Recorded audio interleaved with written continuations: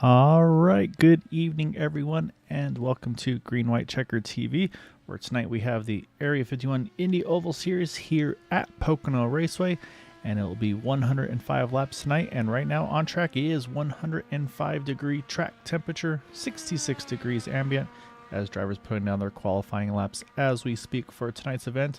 And we're getting down to the thick of it here. After tonight, there are 3 races remaining. Phoenix Raceway next week off followed, and then Kentucky Speedway, and then a week off to Auto Club Speedway for the finale on April 28th. Say apologies for the kind of the longer off week.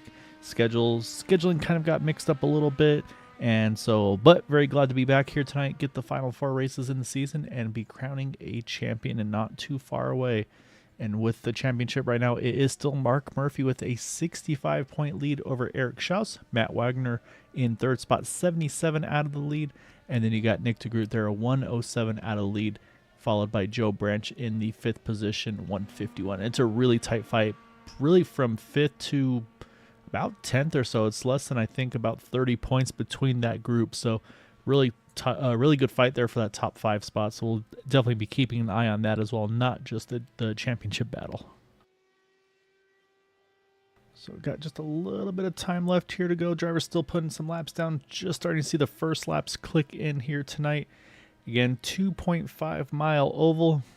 I'd say this is one of those tracks like Indianapolis. It is a track where you can pit and not lose a lap. So we'll see if that comes into play at the timing of cautions if they occur, when those may happen. And speaking of pit stops and such, hearing it's going to be pretty close on fuel at the 105 lap number.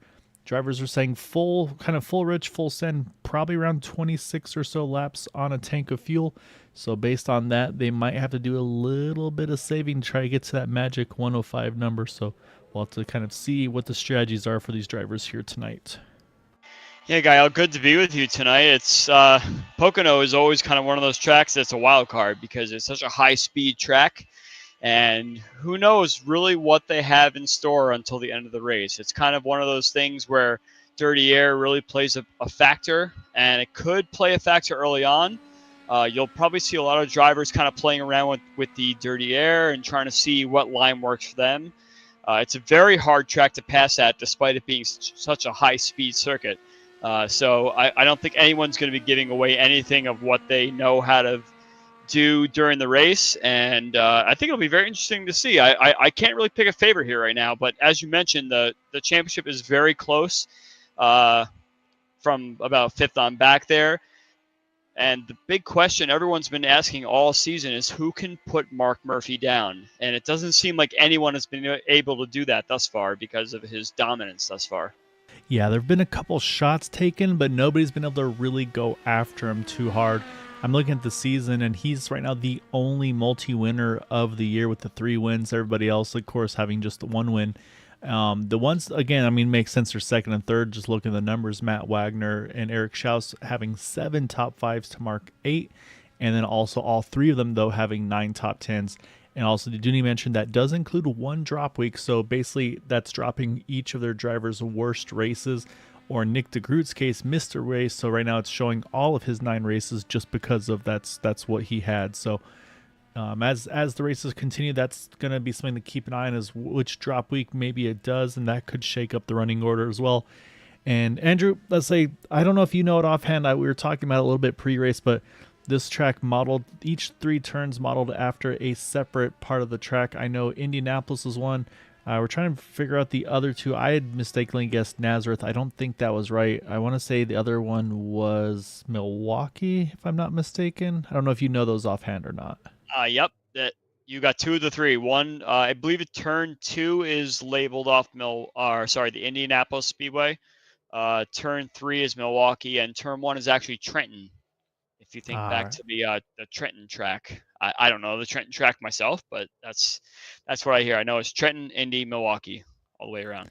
All right, and so yeah, so I was gonna cause a little bit of trouble and kind of be like, all right, is Pocono a 3-turn track or is it going to be a 6-turn track? Kind of see what the thought process is. There's a lot of drama over that one, which is It always a lot of definitely fun. depends who you ask. 'Cause people have different opinions of what the how many turns are on the circuit and who's turning where and everything. And I'm sure at some point during our broadcast tonight we're gonna say turn 4. It's just gonna happen. Yeah, it'll be fun to see and to go over. And I have to say, the car we're focusing on right there, Craig Forsyth, he was saying it's a 5-turn track due to the fact that the Indianapolis turn is it's based off that. So there's 2 turns at Indy. So it's like, well, that would be turns 2 and 3. And so we've been having a lot of fun with that one pre-race. So we'll have to kind of see what the official decision's going to be. But before we get to that, though, Andrew, we got to get to the starting grid, and it is going to be Edson Santos on the pole by 0.005 of a second over Eric Schaus. Only 1/1000 second further back is Matt Wagner in the 6 car. Then you've got Craig Forsyth right next to him. Mark Murphy, again, our championship leader there in 5th. Then Nick Wheeler, Eric Peterson, Mason Mitchum, Charles Teed, AJ Hobson are top 10. And then 11th on back, you've got as well in here Rick Sanchez 11th there, Jim Herrick in 12th, and then Jeff Heisong, Joseph Morales, Christopher, Nick DeGroot, Daniel DeRozzo, Hugo Galaz, and Bill Colley will be our 19 starters for tonight. One thing about Pocono that is easily forgotten is how difficult it is to pass here. And I mentioned it in the pre-race opening there.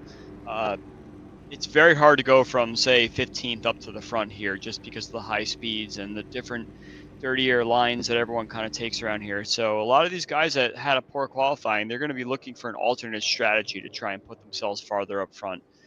We were talking about how Mark Murphy had such a dominant season. He is not starting up on the front row. He's going to have a little bit of a difficulty there starting in 5th place. I'm pretty sure that these guys are going to want to try and displace him as best as possible there. Nick DeGroot back there in 16th place. I wish I could tell you what his strategy might be. And I wonder how many exactly strategy calls he might actually employ tonight. But I think we'll have to wait and see. Yeah, it'll be fun to see what the strategies are going to unfold for tonight. And again, I mean, it sounds silly, but those 5 extra laps, I mean, it's going to really throw a potential wrench into some of the strategies for these guys. Because now, okay, you've got to account for 5 more miles of the race.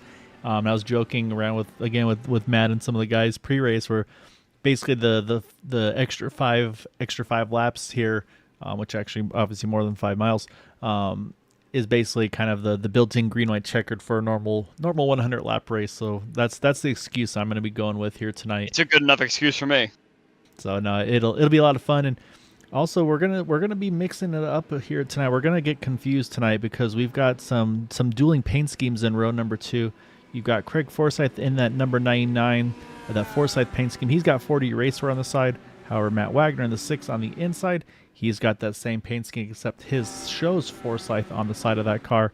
So I'm kind of deeming tonight that Matt is being sponsored by Craig Forsyth in that number 6 machine. So we'll see. Maybe it's gonna be a good luck charm for that number 6.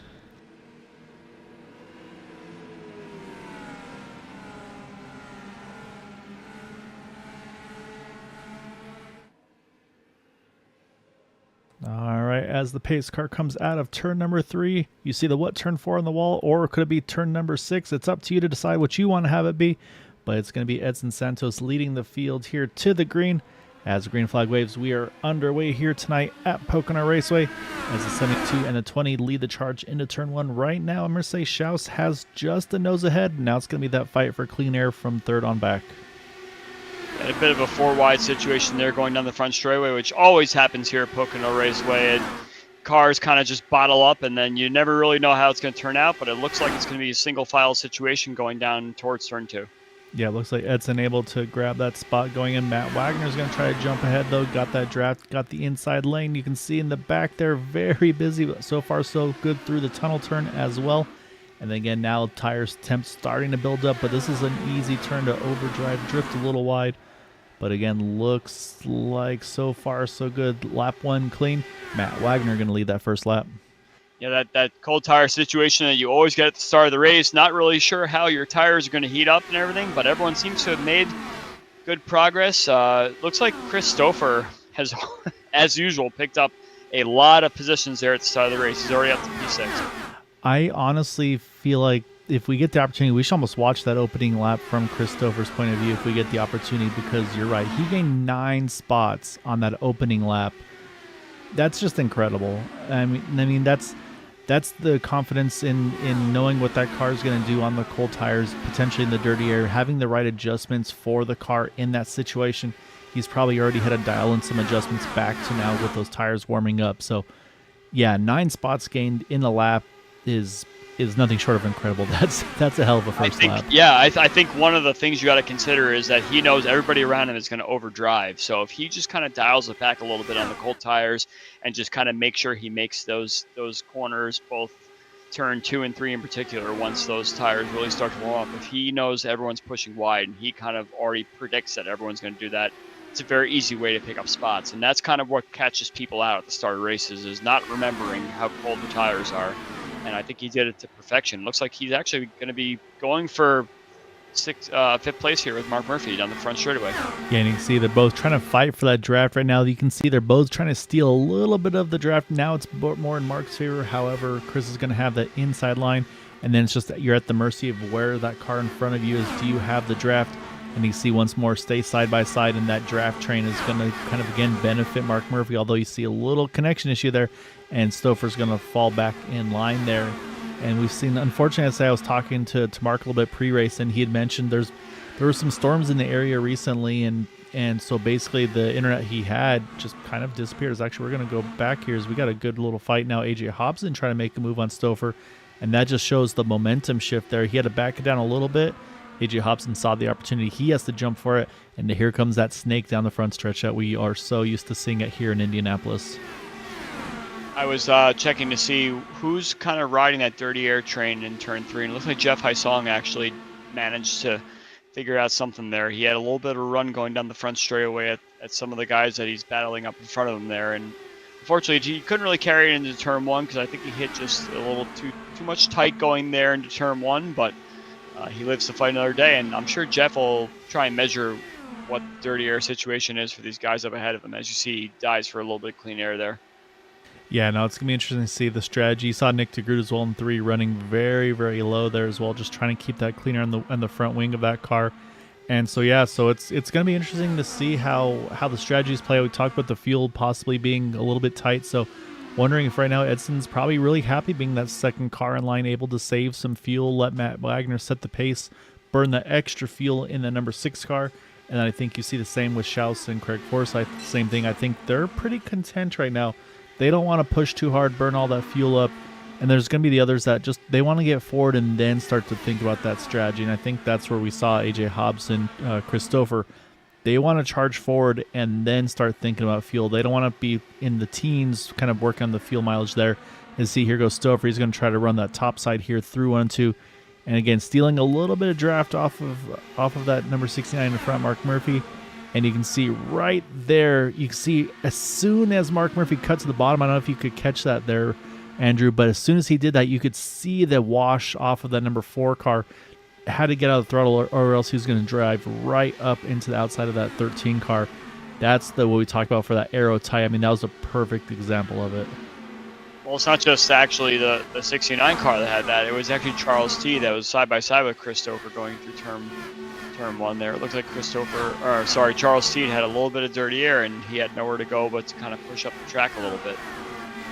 Looks like the top 5 or so has kind of strung out a little bit in a single file formation there, so that's very typical of Pocono. Everyone's trying to figure out if they're going to save fuel or if they're going to go forward. The saving fuel folks, though, will start to drop back a little bit. Oh, big hit for Nick DeGroot there. Not a mistake you're used to seeing. Huge hit. I don't think that car is going to be able to limp back to pit road. Yeah, there's the toe, and that's going to be their first yellow of the race, and that was a brutal hit there. We were watching, kind of just catching the corner of our eye there. So we'll jump back here and we'll take one more look at this because that was a really hard hit for Nick here. So let's go back and we'll brutal take a hit, look. and Nick DeGroot is not it's not in the same vocabulary for me. So this will be interesting to see. Yeah, saying we'll back up a little further here because I'm watching the lane he is in, and I don't see anything yet that stands out to me that tells me at least like, okay, no, he's in trouble here.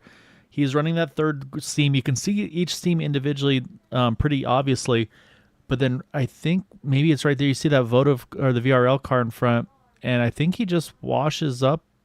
Yeah, just catches the wall on the outside, not a ton, but it just ricochets him down to the inside here and just launches off the inside wall right back across the track, right in between a couple cars there, Rick Sanchez and Joseph Morales. And then you also see Hugo Galaz and Bill Colley able to kind of duck underneath. So that's, yeah, like I said, that's not a mistake we often see from Nick, but unfortunately a huge hit. And again, talk about the championship standings. He was fourth in points, so we'll have to see how he can recover. Again, he took a tow quickly. Now it's going to just depend on can he get out of pit road before the leaders come around and trap him a lap or more down. So, but this, to me now, Andrew, this takes a fuel mileage out of it. Now at this point, these guys know, hey, we can make it now on a 3-stop race from here with no fuel saving. So we may not see the train that we saw a little earlier. It's going to be interesting to see how many people come down pit lane, because if the leaders all come down, which it seems like they're implying that they are, a lot of mid-pack folks are going to stay out here because tire wear is not such a big thing at Pocono here. Track position means everything. So it looks like we have one the top. gambler. Yeah, it looks. I'm shocked actually. I would have taken this spot if I were a Charles T or a Jeff Hysong or Jim Herrick or Daniel Durazo. Stay out, get the track position, and see how the race kind of unfolds from there. But it looks like everybody's coming down for new rubber. It looks like someone's actually completely missed their box. I think that's Rick Sand. No, actually it was Stouffer. Chris Stouffer had to kind of do a 3-point turn to get back into his box again. So that's going to lose him a lot of spots. So he's going to do it all over again. Well out of the top 10 now. So, but if anyone could do it, it's a Chris Stouffer. So, yeah, that's unfortunate for him. Yeah, so now it kind of nets him 2 spots down from where he started. So yeah, he's going to have a lot of work once more ahead. And the one difference is, of course, this restart will be single file instead of double file. So we'll have to keep an eye out on that. And you can see, though, Nick DeGroot's still waiting for that tow on pit road. So unfortunately, he does get trapped that 1 lap down. And so, yeah, so we'll have to wait and see. And do have to say good evening to Belva. Looking forward, hoping for a new winner tonight. And I'm going to go out on a limb here, Andrew, and say that the car that she's hoping is going to get the win is going to be right here, that number 5, Rick Sanchez. Not one that is shy from victory lane on the super speedway side of things. However, again, just I think the first season, I want to say, for him racing with these things. And Rick's just one of those dudes. If there's something that he can race and he likes the people and he can hang out with and just learn and do what he can do, that's exactly what Rick does. So it's always fun having him in these things. It'll be fun to see what he has. And then Brandon Briggs popping in as well. Co-commentator over in the super speedway side of things with Boomer on Thursdays, myself on Sunday. So I say Brandon's he wants Talladega on the schedule here. Andrew, what do you think about that for these cars? Talladega could be a fun little outing here for these guys. I'm sure they haven't really raced anything like that before, but Area 51's always looking for new ways to get new tracks on the schedule. So I wouldn't be adverse to it myself, but I'm not sure how the cars would actually race. I think they've had some week 13 events with those cars at Talladega, so I don't recall how it went, but it would be an interesting one to see. And I can tell you, Nick DeGroot is back on track. You see him jumping back to pit road as we speak. He's going to top off. Maybe he didn't even take tires or fuel just to make sure he doesn't lose any extra time there. So he's going to come in for service, maybe just to get that extra splash of fuel. Bill Colley doing the same in the 31, which I think is a great call for Bill as well. Again, if you're kind of a little further back, just get the extra splash. It's a 2.5 mile track. Every little bit you can save is going to be important here. So we'll see what happens. Joseph did stay out like you talked about here, Andrew. The only driver opting to take the gamble for track position. So now we just have to see how far does he stay up there, because he is now plus 13 from his starting spot. So again, now we'll kind of have to see where he cycles out. If he stays top 10, I mean, it's a net gain. Just now it's going to be all about, can he make that fuel number like the rest of these guys can do now? Well, I guess it's more of a question of can Nick DeGroot get a lucky dog situation here, because he is a lap down. He's got fresh new rubber and everything going on there, so he has something going for him, but he's going to need some sort of extra caution here in order to kind of get himself back on track here. And it's quite possible. We've seen this happen many times before. Oh yeah, no, it definitely is an opportunity that will happen. A good chance of it happening at some point. We saw the mistake he had. We know what Dirty Air can do. That can easily happen to somebody else. And yeah, also another driver that lost a few spots on the pit stop cycle is Craig Forsyth. And I say he may have had to back it up a little bit too, as I was looking at the pit times, and Craig was around 10 seconds. You mentioned Christopher, about almost 15 seconds. As we get back to green again, now these guys got to make sure that they mind their P's and Q's. No accordion effects on the restart, and it is a nice and clean start. So now they head back into turn one. Got to build that tire temp up if you're those guys that pitted for tires. Yeah, Christopher kind of found himself in the middle of a wall of cars up ahead of him, so his run to the front may be kind of hampered a little bit, but don't count Chris out yet. He looks like he always has something kind of up his sleeve there, burning up a little bit high and kind of outrunning these guys. And these guys on the cold tires are going to struggle in turns 2 and 3, and I think Chris is going to take advantage. Yeah, you can see right now trying to work on the inside there of the 5 Rick Sanchez. Right in front of him is that number 57 of Hugo Galaz. And like I say, right now he's got a wall of cars. So like I said, he wasn't able to get what he did on the initial start. And the same thing, all these drivers, they have that initial start under their belts. So they said, okay, I was able to do this last time. Let's try this now. And so they were able to make something happen. And up front, though, Eric Schaus now, he's taking the point over Matt Wagner in that number 6 machine. Again, that's not Craig Forsyth in second. He's a little further back there in those matching paint schemes. So right now, and here goes the swap draft here. And let's talk about that, Andrew. How does it, we know about the swap draft at like an auto club in a Michigan, tracks like that. Oh, we got trouble in the back. Think there was contact out of the tunnel turn, I believe, with the 5 and the 57. 57 obviously getting the worst of it and might be able to limp this thing back to pit road. I think he might be able to make it happen. But let's go back here, entering the tunnel turn. You see the 5, you see the 57. I'm going to say likely, just from where I see these guys, likely just a case here of, I think, aero wash most likely is what I think we're going to see here. Yeah, unfortunately, I think Rick might have carried a little too much speed in there, which happens. There's nothing wrong with that in turn 2, and he tried to pedal it down. There might have been a little bit of a net code. A little bit of net code, as well. But yeah, you could see but the 5. I think even so, both cars are kind of headed at the wall there. So it was going to be a close one, regardless of the net code or not. So I wouldn't really put that down on anyone. That's just good hard racing in the middle of the pack. And unfortunately for Hugo, it looks like I think he's going to have to take a fast repair here. Yeah, I think you are correct on that one too. There's no way. So we'll jump back live. We'll see if he's been able to get to pit road, and not yet. But however, you can see he's caught the field that are under yellow, and so that's, again, he'll be able to get that fast repair. And you talked about it at the get go here, the driver that needed to have a yellow to get back into this one. He's gonna basically get one right off the kick here. That's gonna be that number 89 of Nick DeGroot. Have a chance to get back after it, of course, minus his fast repair. Same thing going to be for Hugo, but they're both still on the lead lap, have a chance for this one. And now the strategy again is going to be that pit road here. I don't think we're going to see a lot of drivers come in this time around. I do wonder about Joseph Morales, and no takers there. It's going to be in the mid pack here. Oh, late lunge there, back out. AJ Hobson flirting with that pit wall. It was definitely one of the situations where guys are going to keep topping off in the back. You're not really going to see much adverse to that. So I think that some guys are going to top off here.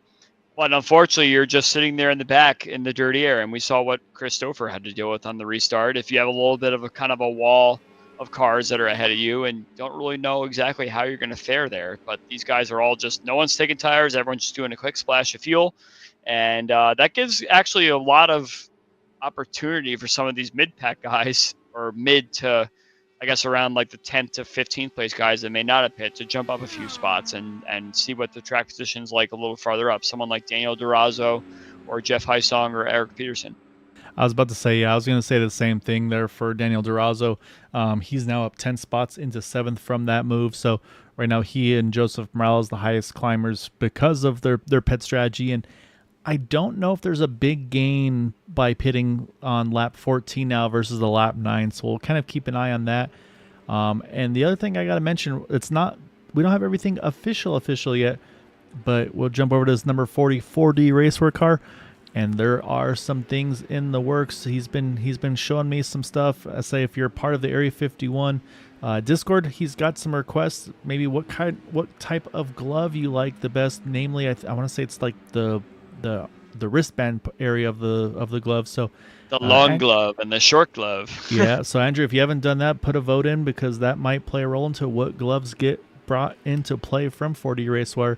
Again, always got a big thank you, big shout out to Jim and everybody with the 4D team.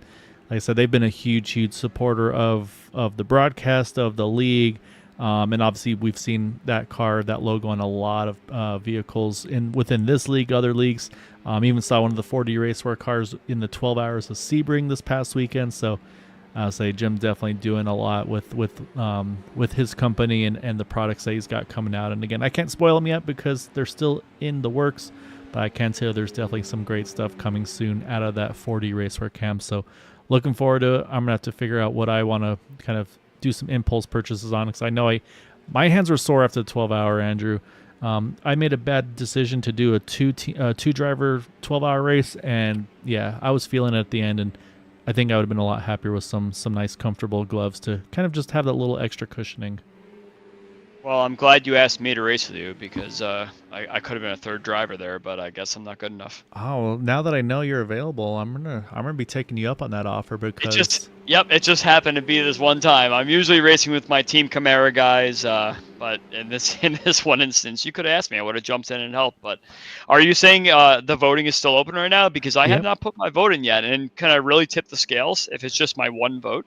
You can always tip the scales, and I think you can choose more than one option as well. So I think right now Jim just wants to get a good number. So yeah, check it out, and it's in the Discord. I want to say it's in the general chat of the IndyCar side of things, but yeah, no, definitely if you can, I say for those that are watching, let your driver you're rooting for know. Make sure that they've voted as well, because maybe that's a good birthday, Christmas, Father's Day present. Wink, wink, nudge, nudge. Find the glove that will suit them well. So. But yeah, I say we go from 140 car to a 40 paint scheme car, which was Craig Forsyth. But again, you got Forsyth on the side, but it's Matt Wagner driving. We'll figure it out here eventually, though, as we're about to get back to green here. I like to shout back out to Matt Wagner, who's listening to me right now, talking about this, saying I will make my vote soon. But we're about to go green here. Hopefully Matt's paying attention. We're going back green. Looks like we have a nice formation going. Everyone's kind of got it going very smoothly, single file through the entire field. No one's really popped out yet, but I'm wondering if some of these mid-pack guys that have kind of moved a little bit forward are going to try and see if they can make any moves now that some of the cars have cleared out. Yeah, I think one of those, we saw the big move to maybe hit pit road, but then we saw AJ make that late dive back out onto the track there. And he's one of those ones that gains some spots and wasting no time, jumps around Joseph Morales. Again, Joseph's the only driver yet to pit in this race. Everybody else pitted at that first caution at lap 9.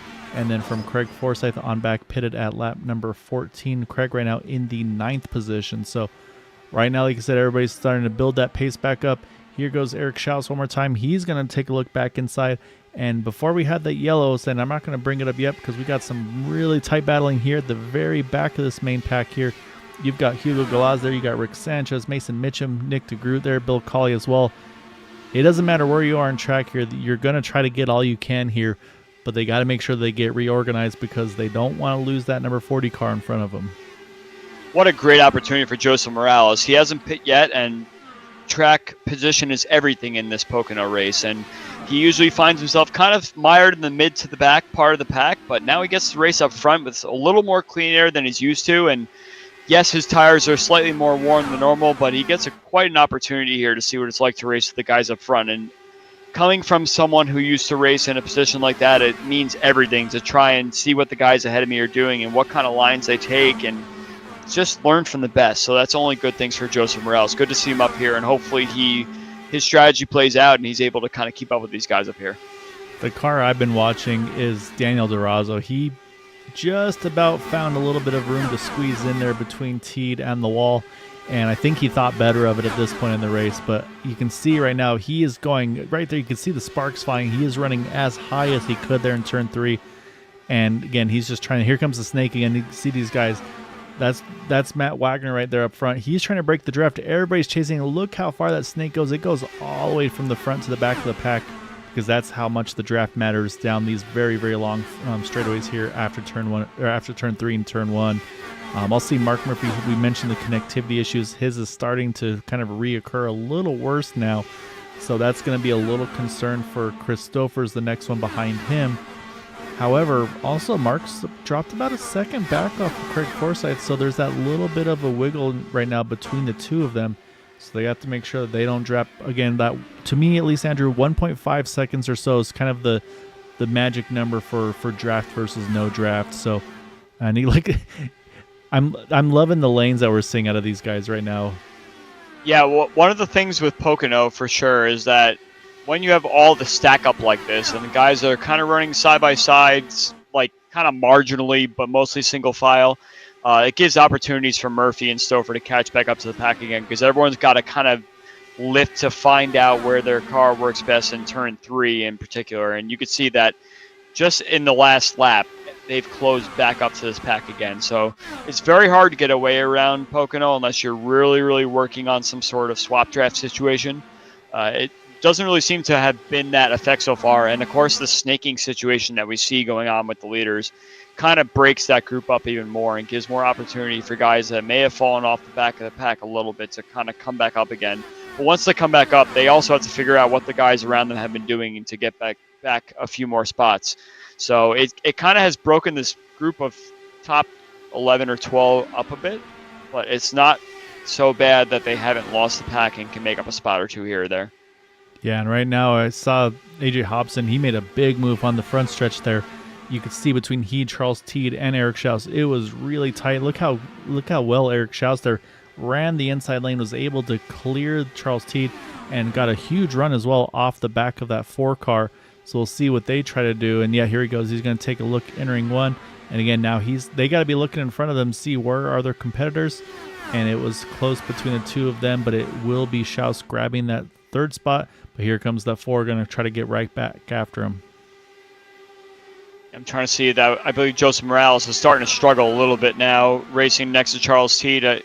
We had Jeff Hyson that was also trying to kind of make a move there, but I think it was a little too far inside for him to do. But these guys that are kind of on this extra strategy of not pitting are starting to get that little bit of tire wear, and they're dropping back a little bit, but it's still a net advantage for them that racing down in the 14, 15, 16 positions.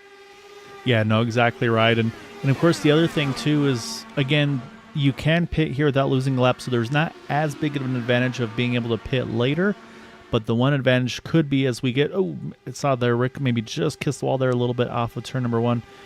But the other potential advantage, though, is when you get to those later stops, have to put a little less fuel in the car, maybe shorten that pit stop a teeny bit. And we've always talked about how every little bit counts. I just saw DeGroot way down the inside line there. Not sure if he had a moment or not, or maybe just trying to find some fresh air there on the straightaways. But yeah, again, I think, again, these guys starting, some of these drivers getting a little bit tight. But as up front, though, it's now Matt Wagner, Edson Santos. They're creeping away from 3rd place Eric Schaus here. I think when he and Hobson have been fighting, that may have let Matt and Edson start to try to sneak away a little bit. But again, this also might be the swap draft. I don't think these two are fighting really. I think this is that cooperation to try to run away a little bit. It's definitely starting to kind of thin out a little bit up front, and we got some more stacking up of guys right behind Joseph Morales that he's kind of battling with these guys around him to try and stay around, and he's actually doing a pretty decent job of kind of holding his position here. But once you start to get that dirty air, especially once these tires wear, it's very difficult to make anything happen unless you have any sort of clean air. And clean air is kind of king around here, and it's very difficult to find once you have 4 or 5 guys up ahead of you that kind of block your lane and kind of block your approach and how you do that. Yeah, and right now you can see that there's just the organization up in the top 2. It is working very well. You can see they've gotten to about that 1.5 second margin. So now it's going to be up to these two here. At the moment now, it's going to be AJ Hobson, Charles Teed. They're going to need to return the favor. They got to start thinking about, all right, we got to make the swap draft happen, or else we're not going to get back up to those two. So they're going to have to start working together a little bit. But you can see Teed did not get a good exit out of 3. And so again, Hobson's just on the outer edge of that draft, but Again, as they get into turn number 1, though, is again about 1.6 seconds. So this is gonna be a tough job now for third, fourth, and fifth on back to try to chase these leading 2, because they're working very well together right now. All right, Gael, I'm officially upset now. What you got? If you look at Kawabe has decided to comment on the tracks in the iRacing or the YouTube chat there. iRacing Super Speedway. I wonder how fast these cars can go there. And that is not a track I'm looking to commentate at all, because that is just a complete and utter disaster waiting to happen. So, Kawabe, I appreciate you shouting that out, but I'm not really sure how I feel about that. We'll let him be the one to kind of crash test it and see how it goes before we. He's your blood, Gael. He's your blood. I'm just gonna leave it at that. Yeah, knowing him, I say that's a full peanut gallery ingest suggestion. Knowing my brother pretty well, so either that he could race it, or I'll just step aside and let him commentate with you and see. I'll just sit there and watch it happen. I'll let you race, but. The one I'm watching Absolutely right now, not. Daniel Durazo, he's been on a move. I say he's now up to the top 5. He's gained 12 positions from his starting spot. Again, talk about those that stayed out to gain a little bit of track position on that second yellow. And I think right now he's definitely been one to capitalize on it by far the most. But then also look at Joseph Morales still hanging in there. Again, has not pitted yet. Couldn't quite clear Eric Schaus. That's going to cost him a ton of momentum here down the short chute. As, look at that move there by Haisong. Saw Joseph slide in front. He says, no thank you, I want to get there, but doesn't have the clean air. He's going to have to give it back to the 60. So that 60 car still staying very racy as well, as Durazo and Hobson there were fighting for that third spot. And I think for the fourth spot, I think Durazo is going to grab it. And now look at Charles Teed. He's now one leading the fight to try to chase these top 2, and he's kind of now in his own little pocket in that number 50 car. You know, Durazo kind of put himself in that awkward spot in between Hobson and the wall going into turn 2, and it kind of scared Hobson, I think, a little bit, because Hobson turned a little early to try and avoid any sort of maybe contact there, and it kind of put him offline a little bit. And next thing you know, Durazo makes an outside move there. So Durazo has a very sneaky way of trying to get positions here, and it's working, but it's very, very risky. And I'm not sure if he can get away with that every time, but Hobson's going forward, back again on the inside here. But I believe that the outside line's starting to work more now as these tires begin to wear more and more. Yeah, and that's the thing, is as you start to wear more, you're going to get that kind of that momentum is going to start to play a bigger role, where you run the short distance, yes, but you just can't carry the same kind of speed out. And so that's why you see right here, the 4 car gets to the inside but cannot quite clear. And then it's all about who grabs the draft of that car in front. Right now you see where Charles Teed is. That's going to give the advantage back to Daniel Durazo, but I got to give a big shout right now to Charles Teed, because he's doing what nobody else was able to, and he's starting to break that 1.5 second margin on Matt and Edson, as he's now closed into about 7/8 of a second there, as you see big tight there out of turn 3. And it's, again, that's him starting to get that draft, starting to get that aero wash. So he's going to have to try to figure out where to position that car to make sure he can get as much cleaner on those front wing as possible. Yeah, and this is definitely one of those things that you're watching with Joseph Morales sitting here. Just got passed for 7th place, but I think he might get that spot back, as it actually looks like Haisong might have touched the wall there. But yeah, this is definitely something to keep in mind, that the track position is much more important than the fresh tires. And guys that have stayed out and have managed to kind of hang out towards that mid-pack, as long as you can kind of fend off those guys that pit from behind, you're actually able to get some spots. We saw Morales actually kind of battling with Eric Schaus about a lap ago. He got a little bit of dirty air that kind of pushed him back a little bit, but I'm very, very curious to keep watching how Joseph Morales' progress goes, because as the race continues to go on, both him and Haisong both did not pit that last time around, and they found themselves in a position that they don't normally find themselves in the top 10, and it's actually working out for them. So if this strategy works out and they just pit under the normal circumstances, they won't fall a lap down, and they may actually get a much better result than if they just kind of followed everyone into the pits from before. And so speaking of pit stops, I mean, we're on lap 33 here. Again, we have those couple laps under yellow, so I'm watching the 60, and I'm wondering if he's about to duck in. No, he's not. So again, the fuel mileage, we were talking about 26 laps on full rich. Again, we've had 2 cautions, yes, but we're on lap 34 now of this race. And Joseph Morales has still yet to pit, so some really good mileage out of this number 60 car to be able to stretch it as far as he has. So I think at this point he's in a great position as well. And unfortunately for Charles Teed, progress has started to slow a little bit for him in that number 50 car. And I think it's the same thing. I think he's just kind of, when he gets close enough, he gets that wash a little bit worse. And you just figure out where to put yourself in the wake of those cars in front, and just hasn't been able to find that rotation. And I think that's where now you see Hobson and Durazo. And actually, as I say, here comes Morales. And now he's going to now jump into pit road. Locked him up a little bit, hopefully down to pit road speed. And so he's going to get his first service for the night. We haven't talked much about Nick DeGroot since the restart here, but he's picked himself back up and he's knocking on the top 10 right now, getting that lap back. He's managed to get by Chris Stouffer, and I watched the last lap, the two of them. Stouffer had no desire to pass Nick whatsoever, and I think he knows that Nick is on a mission, and I think he's waiting for Nick to open all the doors that he can for Stouffer to kind of follow his way through. So this is a good little pairing here that we also want to kind of watch as the race goes on to see how much progress they can make. Of course, it doesn't seem like they're making much progress on the guys that didn't pit on the last time around, but I wouldn't count these two out to do something kind of crazy in the next bunch of laps here as the pit stops begin to happen. And so here's the story of the race to me is now here's Joseph Morales. He just pitted. He's still on the lead lap. And so now, again, he's got to let his tires warm up a little bit, and then he's going to be able to kind of go pretty much just go full song, foot to the floor here. So I'm going to be watching Edson and Matt here because this is going to be the first that they've really had. Whoa. One of them is going to have dirty air. What do we got? We got 3 wide into turn 3 right now. It looks like Eric Peterson and Jeff Hysong had some contact in turn 2, stacked everybody up. Mark Murphy's connection still seems to be a problem, and it looks like it's a bit of a mess back here. I believe Nick DeGroot was trying to set up Hysong, but Eric Peterson did a little bit of a dive there. Might be worth going back to take a look at that little bump there because it kind of stacked everyone up. Yeah, let's go try to take a look here. We'll see if we get back far Murphy enough. makes a pass on, I believe that is DeGroot. Yeah, so DeGroot passed Murphy, and then Murphy passed DeGroot again. But yeah, you can see in turn 2 there was a little bit of contact there, and it kind of stacked everyone up behind.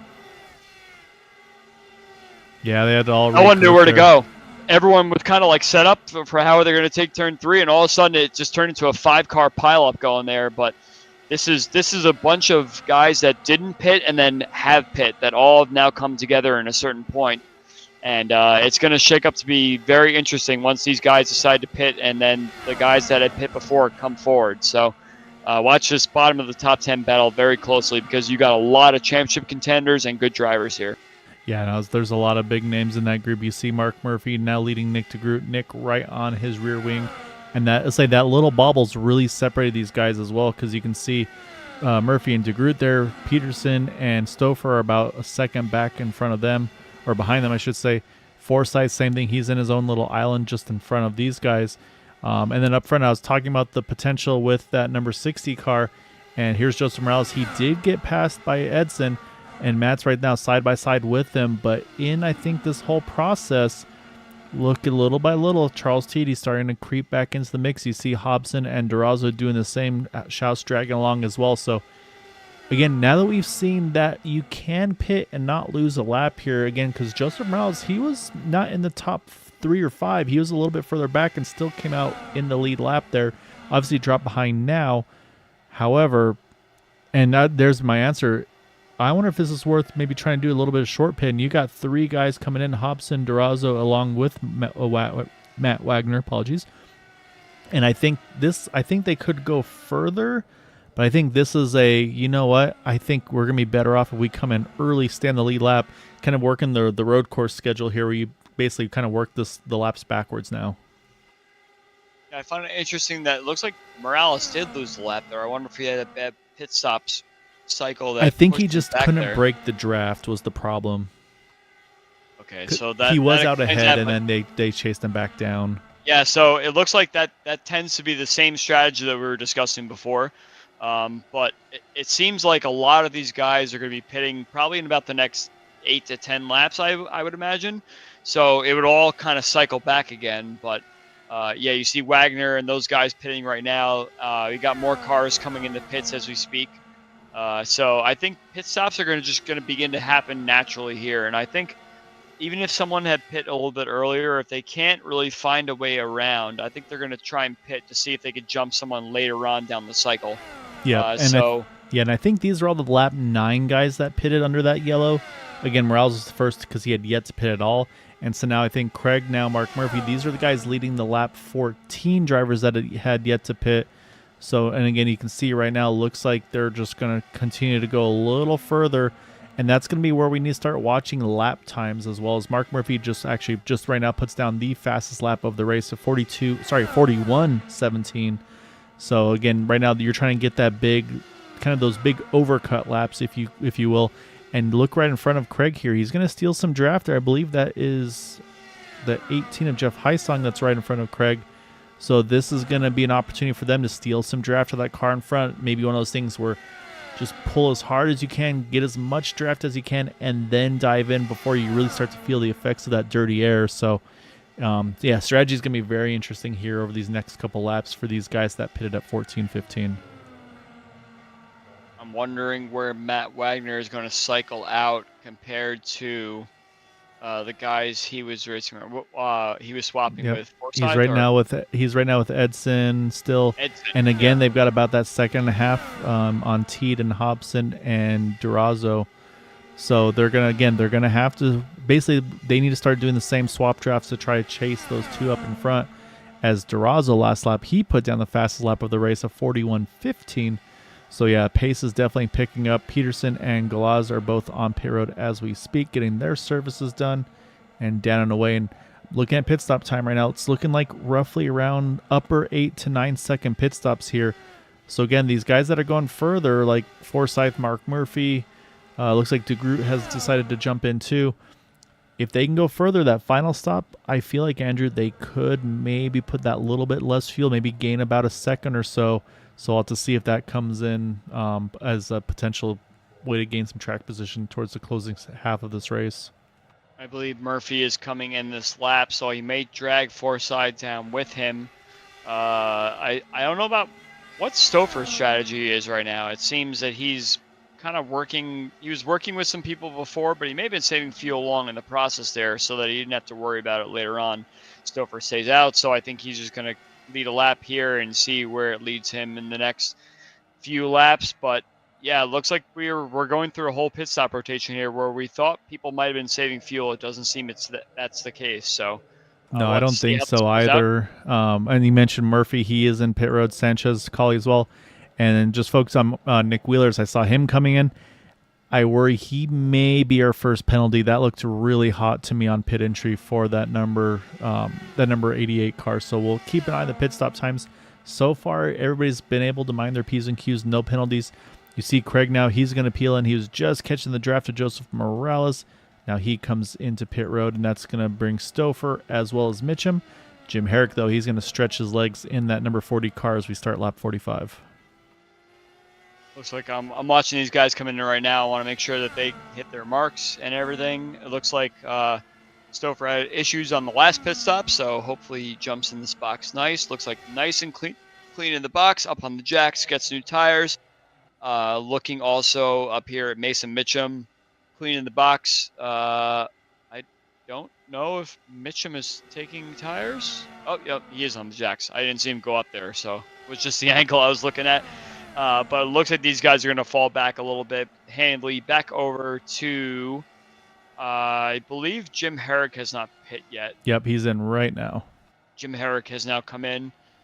So I believe Stouffer's going to fall back. I believe Mitchum's as well is going to fall back. So got a lot of varying strategies here. I'm not really sure if any of them are the winning strategy to kind of save enough fuel to get in there. So I think some of these guys are going to continue to save fuel, and I know you have your favorite driver to watch on the fuel save situation, so we could talk a little more about that. I'm curious on the fuel situation. I'm not sure if I don't think it's going to be an issue, honestly, because right now we're on 47 of 105, so again, we're about, just over 60 to go in this thing. So with that number, I think these guys all, no matter what, need to make 2 more stops, if I'm not mistaken. So I think it's going to be, I don't know if there's any strategy or not, honestly, for anybody to save to cut a stop out.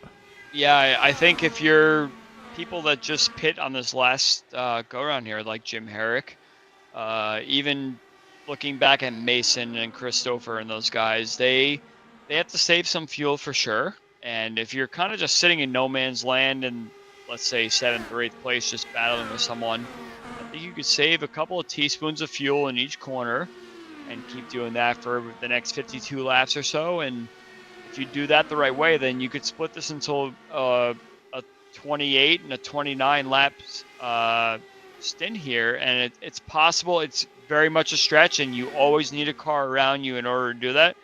But if you're able to pull that off, that's not off the table yet. Yeah, and so right now we've kind of got a tale of two strategies in my mind. You've got the top five; they all pitted in the lap 39, lap 40 window. Then you get to Mark Murphy and Craig Forsyth. They're about 3 seconds back. They pitted at 44.45. Nick DeGroot pitted at 43. And then you go to Eric Schaus, unfortunately, a little further back, who also pitted at 40, like our top drivers, along with Hai Song as well, around lap 40. So what we're seeing is, I think, just a lot of drivers are having to try to find some partners here to work with to make this gap close on Edson and Matt, because once they opted to start swap drafting, it really made life difficult for all the other drivers. Like I said, Teed's been the only one to be able to stay within touching distance, but just hasn't quite been able to find a way to break that bubble of like about half a second to a second. Just hasn't quite been able to get there yet. And I feel like part of it here, to me, Andrew, is I haven't seen, the only person I've seen that really is willing to try to do that third lane, that rim riding, if you will, has been Daniel Durazo in the 2 car. Everybody else seems to really want to stay middle bottom of the track through the turns. But I really think if you've got that dirty air in front of you, I think you've got to run top to just keep the front wing clean and send it back after, because Teed again's dropped a little bit back off of these 2 in front. So yeah, it's a double-edged sword here. I'm not sure what's the best way to approach this here. Well, you also know Nick DeGroot is going to run that top line as well, and he made the mistake the one time and clouded the wall down, but I think he learned what the limit was, and he'll try and figure out the best way to run that line there. I think Nick is a little too far back right now to really make a run for it for the lead, especially since he's kind of on the earlier side of the strategies. But don't count Nick out, because he'll always find a way to save a little bit of fuel and also run a line that no one's running that tries to outsmart everyone. So if he has a slower pit stop later on in the cycle, depending on how the race plays out, that's always a possibility as well. But I'm watching Daniel Durazo too, and I don't know if he's on a fuel save or what right now, but he's battling AJ Hobson, and these are 2 guys that do not save fuel routinely. They want to race, and they're putting on a good show for us right now. So while everyone else kind of around is hanging back and maybe saving fuel here and there, we got at least a battle going on here for 4th place. And I don't know if these guys are just saying, you know what, let's just race and see what happens, especially if there's any sort of caution later on that kind of throws it out the window, which is always what you have in the back of your mind. Yeah, but guys are definitely trying to go for it right now. And yeah, like I don't said, think we're really going to know what's going to happen until around like lap 65 or so of what the fuel situation is. Yeah, and I think that's going to be it. It's going to be working backwards to, okay, now we're in the window. Who's been able to stay out to that last pit stop? But yeah, right now, like I said, it's been Matt and Edson pretty much after the second pit stop that have just really been able to control this thing. I've already said a few times, Teed's trying to basically he's done the best to try to hang on to the 2 of them. And then it's a bunch of drivers just trying to find their dancing partners to I think, kind of try to mimic the swap draft to get back up to those guys. And then you see the threesome there of Murphy, DeGroot, and Forsyth. But then you go back to this gaggle, as they say, that you see the one just kissing the wall there off of 2. I mean, you've got Hai Song there, you've got Peterson, Stouffer, Morales, Schaus, Wheeler, Herrick, and Mitchum. There's some big hitters in this pack right now as we just hit halfway. The problem is there's so many of them that I don't think they've been able to really kind of reorganize the way they need to. And now there's been a small breakaway with Hai Song, Peterson, and Stouffer. They're going to try to see, I think, if they can stretch their legs on those guys behind them. But, I mean, that's what we have right now is just a couple little packs of cars that are just trying to bring themselves back in. But actually, Hobson and Durazo, the tandem of Murphy, DeGroot, and Forsyth, they've chased them back down. So we'll see. Maybe there's going to be a change of the order. Like, hey, we caught you guys. Let us lead this pack. You guys kind of tag onto the back of us, and we'll see if we can chase down Teed, who again is kind of just still rolling solo, trying to do everything in his powers here to keep up with Santos and Wagner, who again are just working this swap draft, it feels like, to perfection at the moment. I actually agree with you 100%. It looks like I was watching DeGroot trying to save fuel a little bit behind Murphy, but every time Murphy turns into the corner, DeGroot turns into the corner at the same time, and it's been very, very bad. Like, I'm a Nick DeGroot for sure, where it's like, okay, I'm going to save fuel and try and save a little bit of clean air and fuel off you, and next thing you know, oh, I'm doing the same line as you. So he's been losing a little bit of time there, but you're right. No matter what's been happening, Murphy's been running the optimum line, and now it looks like he's passing both Hobson and Durazo there. So this will be a 5-car train, and you look at the back of this train, it's Craig Forsyth, and he's like, yep, I'm just going to sit here, and I'm going to lift, and I'm going to save all the fuel in the world. So I think it seems like Craig is the fuel saver is back in action here, especially because he knows that Hobson and Durazo both do not want to save fuel, and they're going to just keep battling to make sure they're the front car. And Forsyth can just sit there and find the clean air and just save all the fuel he needs. If we need to save fuel, that's another question. But looks like that's kind of the strategy for now. Forsyth has no desire to pass any of the cars up ahead of him. Saw Nick there running as they obviously had the contact earlier, decided this time he's like, you know what, I'm going for it again. And now these guys are going to go too wide here into the tunnel turn. And again, this is where there's going to need to be that communication, that organization. So you might be able to hear, obviously I'm not able to do the driver audio, Andrew, but these guys need to be saying, okay, hey, let's make this happen. You see there, Durazo just caught the wall a little bit out of 3, and that's going to allow DeGroot, I think, to slip on by. Yep, he will. Craig's trying to follow along, but again, you can see he's lost the draft, or lost the inside line draft there. We always talk about that draft train. Now he's going to be able to send it. Look how deep he sent it there into 1. He'll fall in, I think, right between, drops in right between the two of them there. But still watching lap times, and just, it's not going the right way. It's been in the 65s for Edson, 72 for Matt, 82 for Teed, and, well, 69 and 66 for Hobson and Murphy. So they're still within touch of them. But right now, like I said, Teed's just kind of, I don't know if Teed's happy about where he is because he can hold on to him, or if this is just one of those super frustrating situations where he just can't kind of get through that bubble. Watching Teed he's taking the optimal line, and he's catching them in some parts of the track, and other parts of the track they're kind of getting away, especially when the swap draft is more effective in turns 2 and 3.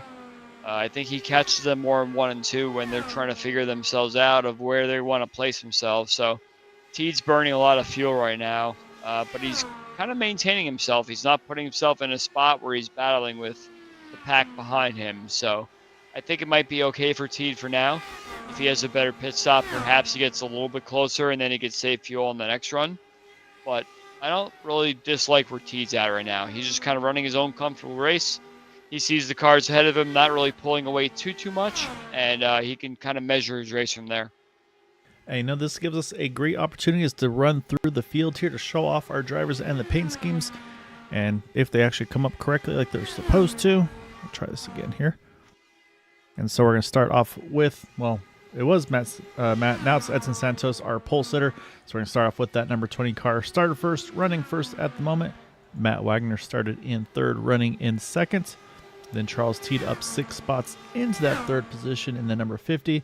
Also up 6 spots is the 4 of AJ Hobson. And then running in the top 5 right where he started is Mark Murphy there in the 69. They'll drop a spot back to Nick DeGroot in the number 89 machine. Again, unfortunate early contact, so he is down a fast repair, so he's going to have to be extra careful for the remainder of this race. Then the next car in line, Craig Forsyth, the 99 car in 7th. And then Daniel Durazo up 9 spots in that number 2 car into the top 10 and 8th. Then we jump back to the next pack a few seconds back, being led, well, it was Eric Peterson. Now it's Jeff Heisong there in the number 18 machine. And then we go to Eric Peterson right now rounding out the top 10. behind him, you got Christopher in that number 13. Had a little bit of a pit stop miscue that cost him a ton of track position. Unfortunately, hasn't been able to recover from that. And then we get back to Nick Wheeler there in the 88 and 12th. Eric Schaus right behind him in the 13th position. Then Jim Herrick in that 40 Raceway number 40 car in 14th. Mason Mitchum in the number 3 in 15th. Then got to go back a couple seconds here to that number 5 Rick Sanchez in the 16th spot. And then getting towards the latter cars in the lead lap will be Bill Cawley there in 17th. Hugo Glaz in 18th, all still on the lead lap. And then Joseph Morales just made another green flag pit stop here, Andrew. So now he sits in the 19th spot. And you can see he's just now at the start-finish line as the leaders are coming out of turn number 1. So that's the time he's lost again. We saw him come out with the leaders initially, but he's lost some track position over the course of this run. So that's how far he's dropped, unfortunately. I'm watching this battle here for the fourth spot with Hobson, Murphy, DeGroot, and Durazo. And at this point, if you're sitting this pack, it's how do I get myself back up to the front again? Because the top 2 especially have been working together to do a swap draft and everything like that, and they've managed to find themselves successful. And they may be on a slightly different strategy, but how do I get myself back up to the front again? And I don't think that these guys have managed to find a leader of the swap draft pack, because they all kind of seem to keep passing each other, and one leads one lap, and you see Hobson wants to lead, then Murphy wants to lead. DeGroot's kind of wanting to lead as well, and he wants to kind of pull away from this pack, but it's not really working. So they're all kind of stepping over each other, and all that's doing is putting a situation where, Murphy right there, goes a little... Yep. Yeah, and you could see... Oh, that was a pit stop. In real time, it seems like these guys can't really decide what they want to do, and all that's doing is letting these guys up front pull away. So I know Hobson's the kind of guy who does not want to just sit behind someone and just wait. He wants to be the leader of a swap draft situation. So you got overtaken by guys behind you, and now you're finding yourself in a situation where you're like, oh, I'm just trying to lead a pack here, and it's not really working so well. So now that we have one car lead the group there, it may actually kind of work out that these guys work together, but they're losing time more and more and more to the top 3 up ahead of them. And it may work out for them, but you got to figure out a way to get back up front again. And this is not it. Yeah, so here comes Hobson. He's coming out of pit road. He's just ahead of our leaders here as they come out of 1. So should be able to swing by him. And you can see they're going to pick up some draft off of that 4. Eric Schaus, he's got put a lap down through his pit stop cycle. So again, now we'll see if the number 4, can he fight them? Is he going to try to fight them knowing that they have to pit soon? And I think right now he's just trying to do everything he can. Because again, if there's the yellow, you want to be able to wave right back around to the front. As here goes Matt Wagner. He's going to go for an undercut here, Andrew. Jump in. I think he saw the traffic, said, you know what? I think it's going to slow me down if I keep going this way. So he's hopped in, as well as Daniel Durazo in that 2 car. So now Edson has gone around the 4 there of AJ Hobson. And that's going to now, again, you see Charles Teed again once more here, about that 1.3 or so seconds back. I almost wonder if that would have been a good spot for Teed as well to just jump into pit road, kind of like what Matt did. And so we'll see how much further Teed can go to those 2 up in front of him. And we'll see where Edson and Matt kind of cycled through here. So I presume we'll see Edson in. Yep, he's in this time. Teed is, here comes Teed. He's going to hustle it in there. Oh, man, if he got that down to speed and time, though, that's a lot of track position gains there, Andrew. Yeah, I'm wondering what their strategy is, because they can't make it to the end unless they really have a big fuel save coming. And Edson and Matt can do that because they have run up front, and they can kind of just sit behind each other and then kind of swap once they realize that they have to save a little more fuel. One guy goes ahead of the other. And I'm not sure about these guys up front that they can make it to the end. You see that DeGroot, Murphy, and Forsyth especially have stretched this a little farther, and they could possibly make it to the end if they could go another like 4 or 5 laps or so. Yeah, no, it's going to be intriguing to see how far these guys can go. I'm also going to jump up front to see how the pit stop cycles have gone. And you can see right there Matt Wagner and Edson Santos once again locked back onto each other. Unfortunately for Charles Teed, he's a little further off than he was hoping to be. Looking at his pits in and out, everything looked good, though his times and everything like that, just unfortunately something where he just didn't quite get up to them. So he's hoping to steal a little bit of draft there off of Hugo. Hugo's in a hit pit road now. So I think right now he may have lost touch with these two up in front of him. So we'll have to wait and see how that goes. And up front, though, again, these three still continue to now lead with the pit stop cycles. And again, they did pit, like you had mentioned, Andrew. These were the ones that went around lap 14 originally versus lap 9 for those that just pitted. So they do have a few more laps they can go. And yeah, like you said, how far can some of these guys take it on this fuel run? Maybe that's going to be the winning strategy if they can either cut a pit stop out or really, really reduce it. Because right now, let's say we'll wait for everything to cycle through. But as things run, I think everybody's going to have one more stop, even if it's at least just a splash. Yeah, I think from here you can make it. You see Murphy and DeGrooter coming in. It's going to be one of those tight situations where these two can work together if they have a clean pit stop. I'm sure they're going to be jumped by Edson and Matt. They're going to come ahead of them, but I don't know if Edson and Matt can do that fuel save swap draft situation that I was mentioning before. DeGroot up on the jacks. He has a clean stop, clean in his box. Murphy clean in his box. And they're going to be jumped by Wagner and Santos. And I think that these guys can make it to the end if they work together. I'm not sure if Edson and Matt can make it. I'm waiting to see if looks like Murphy's kind of got out a little ahead of DeGroot there. So DeGroot's going to have to work to get back up to Murphy again. I'm not really sure if... I think he'll have Hobson looks like, because Hobson's got ahead of steam, Yes. so I think they'll be able to jump in together. And I can tell you Teed's fallen off, unfortunately. He's about 3 seconds off of Matt Wagner, so he had been fighting so hard to stay in that pack, but unfortunately they were able to just jump him enough during that cycle. So now there's only 4 cars yet to make their pit stop run in this cycle. Craig Forsyth, Christopher, Jim Herrick, and Mason Mitchum.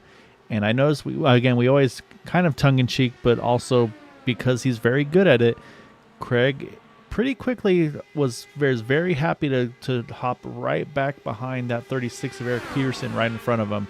Because I think, like you talked about, I think Craig is going full fuel save in that number 99 car. So for this to work for Craig, first he has to make the number, of course, to get there. But then he's going to also have to make sure that once he does make his pit stop, he's going to have to find a friend to draft off of in this potentially final run to the checkered for him. So there's a couple varying strategies right now, but definitely on the outright pace side of it, advantage goes to Matt and Edson. The question mark is going to be on the strategy side of things, but we'll see. Nick DeGroot, Mark Murphy, looks like they've kind of locked onto each other now, like you talked about here, Andrew. And last time by, Nick ran the fastest lap of the race in under the 41-second bracket of 40.92. So I think now they've got the combo they're looking for. They're going to chase down Charles Teed and then see if they can then do something with Edson and Matt. I agree with you there. I think DeGroot and Murphy are working together, and I think that they're going to find that they're faster working together. And I think they pit on the right lap in order to save fuel to the end here. So let's see how it plays out. I'm not sure what Wagner and Santos have up their sleeves there.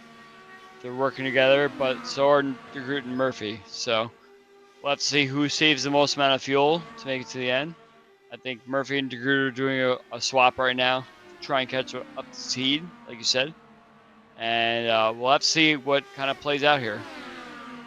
Yeah, I'm looking at lap times as well. Murphy DeGroot's a 52 and a 49. Edson and Wagner's a 56 and a 58. So again, not a big gain, but it was a couple of hundredths. So, but you can see it looks like this is definitely the plan for these two going forward. Okay, we're gonna work together. Here comes Craig coming in. So he's pitting, coming to 30 to go in this race.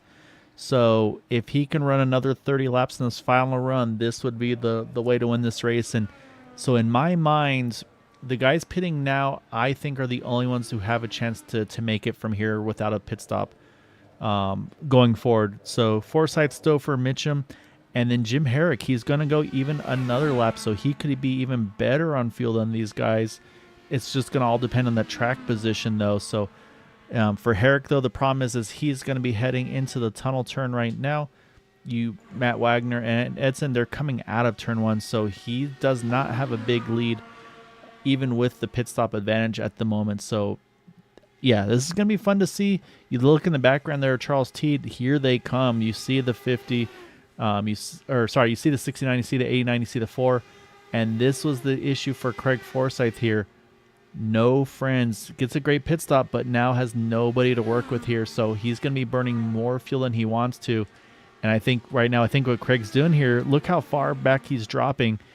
He's just waiting. He's going to pick up Daniel DeRozzo, says, give me all your draft here. I think Craig has made his intentions clear. He is not pitting again this race. Well, you know Forsythe can make it to the end. So if he can burn most amount of fuel, he can possibly catch up to this pack ahead of him. He was racing with them earlier in the race, and I think if he is able to catch back up to this pack again, he has a chance to get a few more spots. But yeah, he's already lost a lot of spots as it is, and I'm not sure if Forsythe is in contention to win this race because he has managed to stay out longer with the worn tires and everything like that. So I'm not sure if Forsythe can do it, but a caution can really change things up here. We really have no idea if something like that will happen where he puts himself in a situation where he's closer to the cars ahead of him and he can go for this win. Yeah, no, it's going to be interesting to see. I think at this point, Craig is the furthest up of someone who can make it to the end. I do not think that anybody from Daniel DeRozzo on Ford can make it to the end of this race on fuel. I think all of these guys are going to have to pit again, and so based on track position, Craig is obviously in the best position just due to being the furthest up on track. However, it just really depends on how short of a pit stop do Matt Wagner and Edson Santos need. If they need a splash of fuel, it could be a short enough pit stop where it's not enough for Craig to be able to jump them for the overall win. So there's going to be a lot to see here. You do see, obviously, Mark Murphy was able to get around Teed, so now they've got 4 cars working together, and that's the crucial part is they need to work together to have any chance of catching those 2 up in front. But like I said, right now that 20-6, they've put on a clinic on how to do this swap draft, and you talked about it from the get-go, Andrew. It may not even be a swap draft thing. It just might be the clean air is king, and they've had the clean air running 1-2 doing the swap draft, whereas everybody else 3rd, 4th on back, they haven't really had the clean air to do so. But now, of course, with that 5-second gap, this is the opportunity for these other drivers to show, hey, we can run that kind of pace too, but it's just whether it's too little too late now.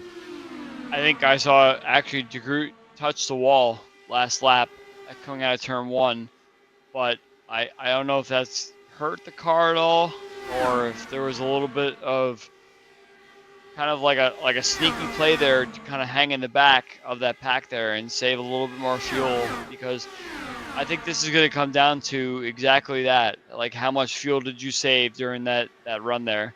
I think DeGroot actually seems to be kind of picking up a few more spots here, so I think his car is okay. And this is going to be not what Craig wants to see. Daniel DeRozzo on pit road, so Craig's going to have to find somebody else to work with here. Here comes Nick Wheeler as well. And so I talked about the road course strategy here. I think these are drivers that pitted as soon as they were in their window to make it to the finish. So I think 25, basically full rich is 25, 26 we talked about. I think that's the field number that these guys have to make. And so based on that, I expect to see we're going to see Craig Forsythe once again probably drop back to Jeff Heisong, Eric Peterson, Joseph Morales, which to me says advantage once more is going to go back to, actually, I think it's going to go to Peterson really, because once more he pitted a lap later than Craig, or sorry, no, I'm mixing up Peterson and Herrick, my bad. But yeah, so I think you see right here, I mean, you can see Craig that last lap by, yeah, Craig ran a 43.84, 2 seconds slower than the rest of the field because he wants everybody by him. He wants all the draft he can possibly get here because, again, Craig's made his intentions known. He is not pitting again this race. And so that's what we're going to see out of this 99 car. So to me, I think everybody's going to be coming in at least one more time, minus the 99 car, minus the 13, the 3, the 40. And as I say that, here comes Teed onto pit road for his final scheduled stop. Yeah, it's very interesting to see like which of these drivers are trying to stretch it, and which of these drivers are like, you know what, I'm done. I got to pit now to get more fuel because that group that Nick DeGroot's in right now is going a lot faster than say AJ Hobson and some of these guys that are considering. Ooh, we had a little bit of a close moment there out of turn 2 with, I think that was Murphy and DeGroot. And you see Durazo, he's now trapped a lap down, but again, he made his final pit stop. Teed's made his final pit stop. Peterson's on pit road. He's coming out now. And I'm starting to see some strategies as well on this one, Andrew. It was 6 seconds on pit road for Durazo. That tells me fuel only. 6.9 for Nick Wheeler, fuel only as well. Peterson, 8 seconds. So that's tires on that car. 8 seconds for Teed. That's tires on that car as well. So right now, this final stop for drivers, it's that decision. Do you take tires? Do you take fuel only? Right now, you see Teed there right behind the leaders. He's now the first car one lap down as they run. And you can see there that cold tire is still trying to build that temperature up. I say this is going to feel like just deja vu for him, being once again stuck behind the leaders by about that second margin. The only difference now, of course, is once he gets his tires up, he will have fresher tires. But like you talked about before, I don't think it's going to offset that clean air from these top two. I'm trying to figure out what this group of Murphy, Durazo, and DeGroot are doing right now, because I don't think any of them want to leave this pack right now, but they also don't want to pit again. So I think they're just all kind of swapping positions randomly here. I think Murphy led the lap last time by. I think he's going to lead it again right now, but there's a lot of swapping going on here in this group that is trying to figure out if they can save the amount of fuel or not. I think they can. I think if they really kind of buckle down and do it, I think that they can save the fuel required to make the end of the race. But if not, we're going to see some splash and dashes here right at the end. Yeah, and Joseph Morales, he's in for his final scheduled stop at 20 to go. And I do think that the 69, 89 Murphy and DeGroot, I think they are swap drafting as well to try to get back up to see if they can close that gap on Edson and Matt. But like we talked about right now, they're about 6 seconds off those front two. So the lap times have been pretty good, but the problem is I think it's not enough at this point. Here comes Hobson. He's going to come in for his final stop. And so he's going to be one of our front runners other than Teed to make his stop. So we saw Teed. He took tires and fuel in the number 50. I want to see now what does Hobson do. Again, you see the swap draft. There's Teed right there. Again, the first car one down. We want to see, does this car go up on the jacks or not, or is this going to be a fuel only? And yep, jacks are up, so it's going to be tires for that number 4 machine. So he's going to try to come out somewhere in relation to that number 50 car as these guys continue again to lead the way here.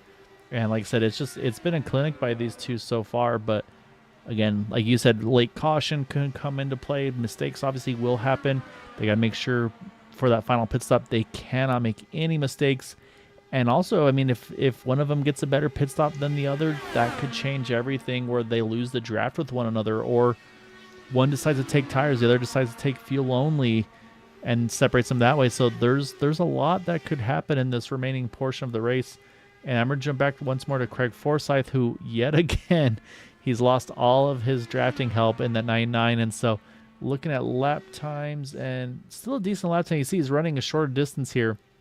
But again, the problem for Craig is for the strategy to work, he needed people to draft with. And unfortunately, every time he got somebody, they came into pit road. And so it's just the strategy has not gone Craig's way. And the next cars behind him are Rick Sanchez, Christopher, who are about 7 seconds back. And that's too much time to give up. He's just got to hope that somebody merges out near him that he can pull draft off of. One thing you got to remember is that this track is so big that if you try and save fuel and lose a half a lap, you still win this race. If you have enough fuel to save, no one's going to pass you if you just kind of let off the throttle. And I wonder if that's something that Craig Forsyth is thinking right now. if he can hit a fuel number for the rest of the race, we saw this with the Indy 500 with Alexander Rossi back in 2016, that he just kind of let back and let lift and everything like that. If you do it by yourself, you can actually save the fuel you need to save for the race, but you may have to fall back 2/3 a lap or so, but that's exactly what the pit stop time is. So you may not lose so much in one lap if you're trying to save it, especially if everyone ahead of you pits. So that might be what Craig Forsyth is thinking right now to win this race, is if he drops back so far and he's hitting a fuel number, he could still win this. Yeah, and at this point, I mean, you can see he's starting to fall into the clutches of some of his teammates there with the 13 and the 40. Rick Sanchez is in that group as well, along with Mason Mitchum. So at this point, on the fuel saving side of things, again, just Craig was in the best spot, but has had no drafting help for a good portion of this run. So he's had to jump into extra fuel save mode, if you will. And so he's going to basically get pulled right into the clutches of these other guys who are on the exact same strategy, like Stouffer, like Mitchum, like Herrick.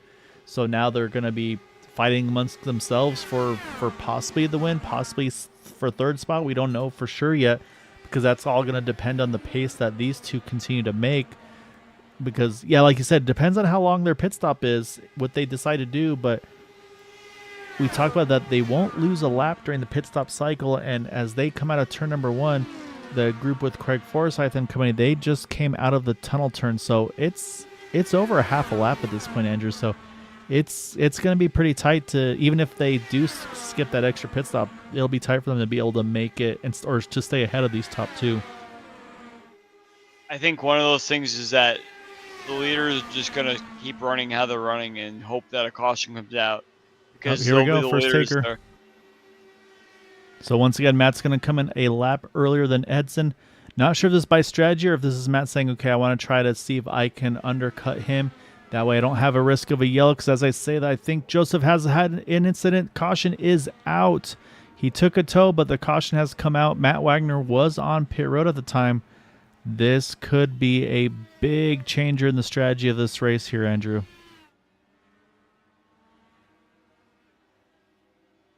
You see Schaus, he's rolling out of pit road, and the pace car is going to catch Edson right now, waiting for him to catch back up. Again, everybody's waiting for the field to catch and be frozen where it's at. So this is going to be very interesting to see, and I kind of wish it had played out, because I can tell you Matt Wagner, he did cycle behind Herrick and Stouffer and Craig and company. So what do you do now here, Andrew? Well, I'm trying to figure out where the yellow came from. I saw that Morales hit the barrier in turn 2, but he also had contact the lap before going into turn 1. I think that might have been Peterson. Oh, yeah, Peterson's got damage as well. Morales and Peterson had that's contact. The contact, yep. But that didn't bring out the caution, because Peterson continued and Morales continued, but Morales hit the wall there in turn 2. I think Morales had to tow, and that's what brought the yellow out, was when he took the tow. And yeah, right there, you see Morales, he got in the dirty air there of the 88, and just nowhere for Peterson to go. That wasn't the caution. They both continued. No, no. Sorry. So I think, yeah, they both somehow stay pointed forward. But we'll stay here with Morales. You can see the car completely broken. And so I think what we're about to see is, I think at some point further up here, he stops to then go ahead and take a tow, if I'm not mistaken. I think that's what I had seen on the... actually, he catches the wall there. And, yeah, right here, that's going to be the caution right there. He takes the tow, but he was stopped on the racing surface. And so that's the cause of the yellow there. Tried to make it to pit road. Unfortunately, just didn't happen. So we'll jump back live here now, because this is going to really change the outcome in this complexion of the race. The 20, the 89, the 69. You want track position. They all got to pit. Is king. So what do you do here if you're Stouffer or Craig? Do you stay out? And the answer is absolutely yes. Stay out. You absolutely stay out, because track position is what matters here. It has nothing to do with getting the new tires. You'll see some guys that maybe get some clean air early on to try and get a few spots here and there. But if I were sitting in 9th or 10th spot, I would not pit, and I would try and stay out and hope for the track position. We saw Joseph Morales earlier in the race. He was running in top 5 and he lost no spots. So Yeah. good luck to those guys that try and pit there to get something out of it. But I think you want to try and stay out here and hold on to any positions you can. Yeah, it's going to be intriguing. You see Teed, he got the wave around. He's going to get the free pass. Also, look at all the cars in front of Stouffer. They're going to all wave around here in the one to go to get back on the lead lap. Unfortunately, we talked about the championship battle. There's one car that's behind this pack. That's Eric Schaus in the 72. And again, he was one of the main championship contenders with Mark Murphy, who was second in points coming into tonight. So with that happening, we see Mark Murphy. He's in that he's in that lead pack. So yeah, this is going to be a tough one for him. So, however, before we get to this, we're going to take a quick break because they've gone green for a long time. So we're going to show off, again, our wonderful sponsors with 4D Raceway. Stay tuned. We'll be right back for the finish.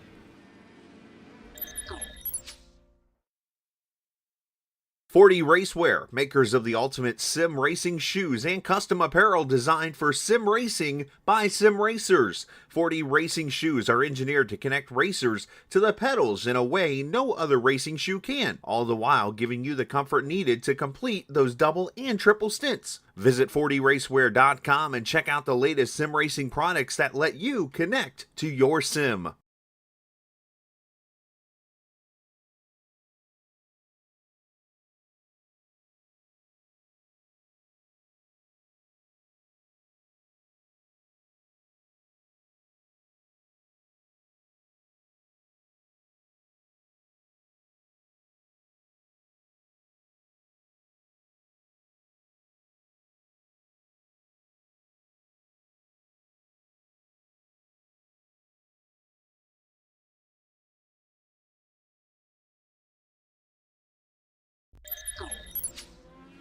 All right, lights are off of the pace car. We saw those drivers swinging around there to get back on the lead lap. That includes Hobson there, Durazo, Wheeler, Highsong. All of those guys getting the wave around on the one to go. But again, unfortunately, trapping Eric Schaus second in points coming into tonight. And so his championship competitor there in the number 69, Mark Murphy, he's right in front of him pretty much on the restart here. But again, he's a lap behind, unfortunately. So we're going to see how it plays out right now. At this point, Andrew, we've got the top 14 still have a chance to win this race. The top 4 drivers were going full fuel save. They were not going to pit again, but then the caution came out to change the strategies. Caution came out for Matt Wagner as he was on pit road. And so in that process, he was able to stay ahead of Edson Santos, who was the first of those to pit under the yellow, along with Nick DeGroot, Mark Murphy, Rick Sanchez, as well as Charles Teed, who got that wave round. So we're going to restart this thing. Single digits, 9 to go. Again, there are no green-white checkers here in this series. So at this point, you got to figure out when do you make the moves. Again, and also in iRacing, though, tracks over 2 miles have the short caution. So if there's a late caution, there is a better chance of having a restart. So you got a couple teammates working together here, first, second, and fourth. We'll see if they can hold off those fresh tires or not, like you talked about, clean air versus tires. I think it's a good strategy for those guys that stayed out right now, like Stouffer, Mitchum, Forsyth. Forsyth definitely had something going on there, and I think he was just trying to hang back because if he knew that people were going to pit, he was going to be the one to be the benefactor. But I like what Stouffer and Mitchum and Jim Herrick did here. I think they're going to be the benefactors here as long as we stay green. And I think what we're seeing right here from the 99 and 13, this is what they need to do as well.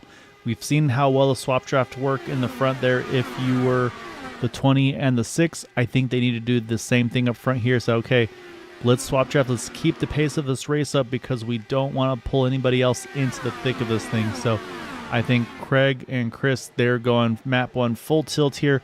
Any fuel saving that they did is hopefully enough with the yellows now to make it to the end. But here goes Edson. You see him working that third lane to the bottom. Going to try to jump Matt Wagner. You see underneath there is the 40 Jim Herrick. Jim's going to try to look underneath Mason Mitchum. Now it's all about the momentum out of 1. I'm trying to figure out which one is the first car that pit for the new tires. That'll be Wagner. Wagner, yeah. So Wagner made the best decision he could. He was on a poor strategy as it was just because he was racing for a full stint there. But I think Stouffer and Forsyth are going to try and do the best they can. There's a little touch on the wall there. Yeah, Edson was flirting Wagner's, with it there. And here comes so Wagner DeGroot. picks up a spot on Mitchum. So Mitchum's going to lose a few spots here going to turn 1. And Wagner's got the fresh tires, so he could possibly make a run there for the win. But I think Stouffer and Forsyth have this figured out. Ooh, Durazo caught the wall there out of 2. You can see the right front broken. I think that may have been Hobson potentially also involved. And he's got to be really careful here through the tunnel turn. Hopefully Bill's ready for this because I don't think that car is going to turn very well. And it looks like they'll stay pointing in the right direction. So we should stay green here. So we'll keep an eye. But we'll go back up front because, like I said, Matt's got there. He's got Edson once again back behind him. But again, they're now not the leading cars doing the swap drafts. As you see there, Durazo hitting pit road. Also, I think maybe it was Peterson involved. So I see Peterson also on pit road there. So right now you see DeGroot there running that third lane. And right now you can see, I don't know if this is now these two fighting amongst themselves or if they're trying to kind of do that swap draft in third and fourth. But Craig and Stouffer doing everything they can here, coming to 5 to go to hold these two behind at bay. Looks like Mitchum is kind of falling back a little more. I think he's dropped down to possibly 7th place now. So that didn't work out so much for him in terms of going for the win, but he's going to get a better spot than if he had just hit along with everyone else. So Mitchum's kind of hanging right now in 7th place. I think that Wagner might have something for these guys up ahead of him, but also if you just have Stouffer and Forsyth doing a swap draft, I don't know if that's really going to be anything that can be beat from anyone else. I'll say, watch Edson here. He's got to the rear wings of these guys. He's going to try to do something. And I think Craig saw he knew he had to make that swap draft happen before Edson got there. Stouffer's going to have to do the same thing, entering 3 here. And like I said, what they need now is they want these guys behind them to start fighting amongst themselves. So it's going to be tough now between these two because Edson's going to go for it here. I think he's going to get the momentum. He's going to go bottom 3. Nope, Craig's going to jump top here. So now they're going to go 3 wide. Edson takes the point. We'll see what Craig can do here. Again, this is tires on the 20, old tires on the 99, but now he still has a great draft as he's going to take a look here through the tunnel turn. I think Forsyth goes for it. I think Stouffer should go for it also because he needs to make sure that he has a lot of speed going down in turn 3. He doesn't right now, so he's trapped behind. And he's got to make sure he has clean air. If there's anything with the old tires, you need the clean air. Stouffer struggles through turn 3, and now he falls victim to, I believe that's DeGroot. DeGroot right there in 4th, yeah. So right now, Forsyth again, right now these two are basically doing the swap draft with one another here. And you can see there the fight for the clean air there between Stouffer and DeGroot. Stouffer drifted up. DeGroot had to try to react. Oh, we got trouble in the back. This could bring out a yellow. Oh, big hit there on the outside. There's the caution out. And at the time of yellow, I believe it's Edson ahead of Craig, ahead of Stouffer. And it's 3 to go. We'll pick up 2 at the line. I think this may be it, unfortunately. That's going to be it for this race. And it depends on who is ahead at the time of caution. But, yeah, I don't know who's involved in that wreck back there. But I think Teed was 1. We'll jump back here. We'll focus on Bill Colley is 1. Yeah, I think Teed and Colley are both involved. So this is kind of coming into turn number 1. It happened out of turn 1. So we'll watch here as they come through, and then we'll back it down. And you can see, oh, yeah, right there, the 88 just drifts up into the 50. And then then for Teed, just at that point, he's just along for the ride, unfortunately. And again, that just might be, obviously we didn't see what was in front, so very likely some dirty air there as well. And so for a moment, Teed has it saved, but you can see at that point, you see the right side tires, they're just flopping around. And then Bill Colley, unfortunately, you saw him following Joseph Morales, just didn't quite pan out for him.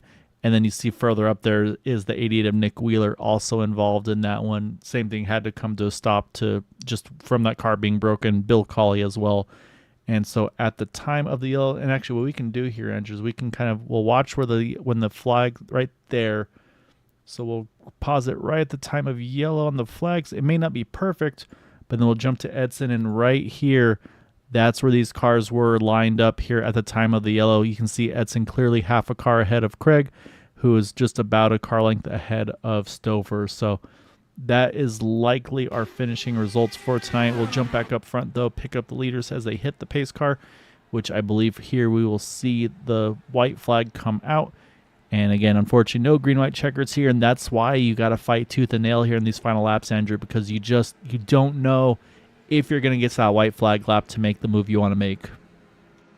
You always want to set up kind of a finishing position here, but you never know what's going to happen, especially with cars behind that are battling for anything they can get. And if they don't have any sort of position going here, you're going for like 9th, 10th, 11th, and next thing you know, you're in the barrier. And that just kind of ends the race for these guys. So you want to set it up in such a way that you want to win the race, but who knows what could happen. Yeah, it's you never know. Like, yeah, and that's what makes it tough in this series, in my opinion, even harder than in the NASCAR side with the green white checkers. Is in NASCAR, it's like, well, if we get a crash of 2 to go, we know we're going to have at least another attempt or more. With here on the IndyCar side of things, they don't do that. So whether or not the move for the win could be with 3 to go, with 2 to go, you just don't know, and that's what makes it just everybody's gotten kind of all the more just amped up to try to get there. So I can tell you, Schaus did get the wave round. Unfortunately, I don't think it'll gain him any spots. He'll wind up 13th tonight. But yeah, so I mean, the caution definitely turned the race on its head a little bit. I would have been very curious to see after the pit stop cycles where the 20 and the 6 came out in relation to the drivers that were going to stay out, like Forsyth and Stouffer. I think that would have been a very, very intriguing fight for the win on the staying out strategy versus going further on fuel.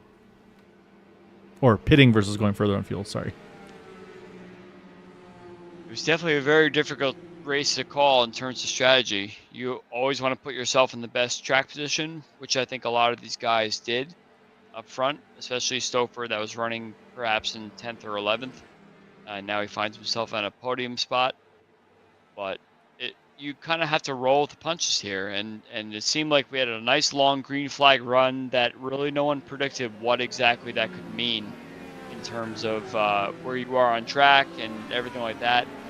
But this race was one of those things where it's just kind of a gamble. Roll the dice and see where you wind up. Yeah, and exactly right. And the nice part is we'll be able to talk to both sides of the strategy tonight, with Stouffer and Forsyth going far on fuel, Edson going for the fuel or the pit strategy, obviously having to take the tires. So we'll be able to find out and have a chat with them to do so. So while these guys all loop themselves back around the track, I'll say we'll start getting ready for the interviews as you've got Wagner and Stouffer here having their own little battle here. I think they want to see who'd won the restart battle there, and I'd say it looks like Matt was going to grab that one. So Stouffer's going to head to pit lane, and I think Matt's going to show a little bit of the frustration he had with the way that one went. As here comes the crew to finish him off there. So I'll say that's one of those post race, just maybe get a little bit of frustration out, but I'm sure Matt's going to be not pleased with how that one went for him, unfortunately. It's kind of how it works, right? You had a situation where you wanted to kind of have a finishing battle, and next thing you know, you're just kind of having fun with your friends. So that happens to everyone.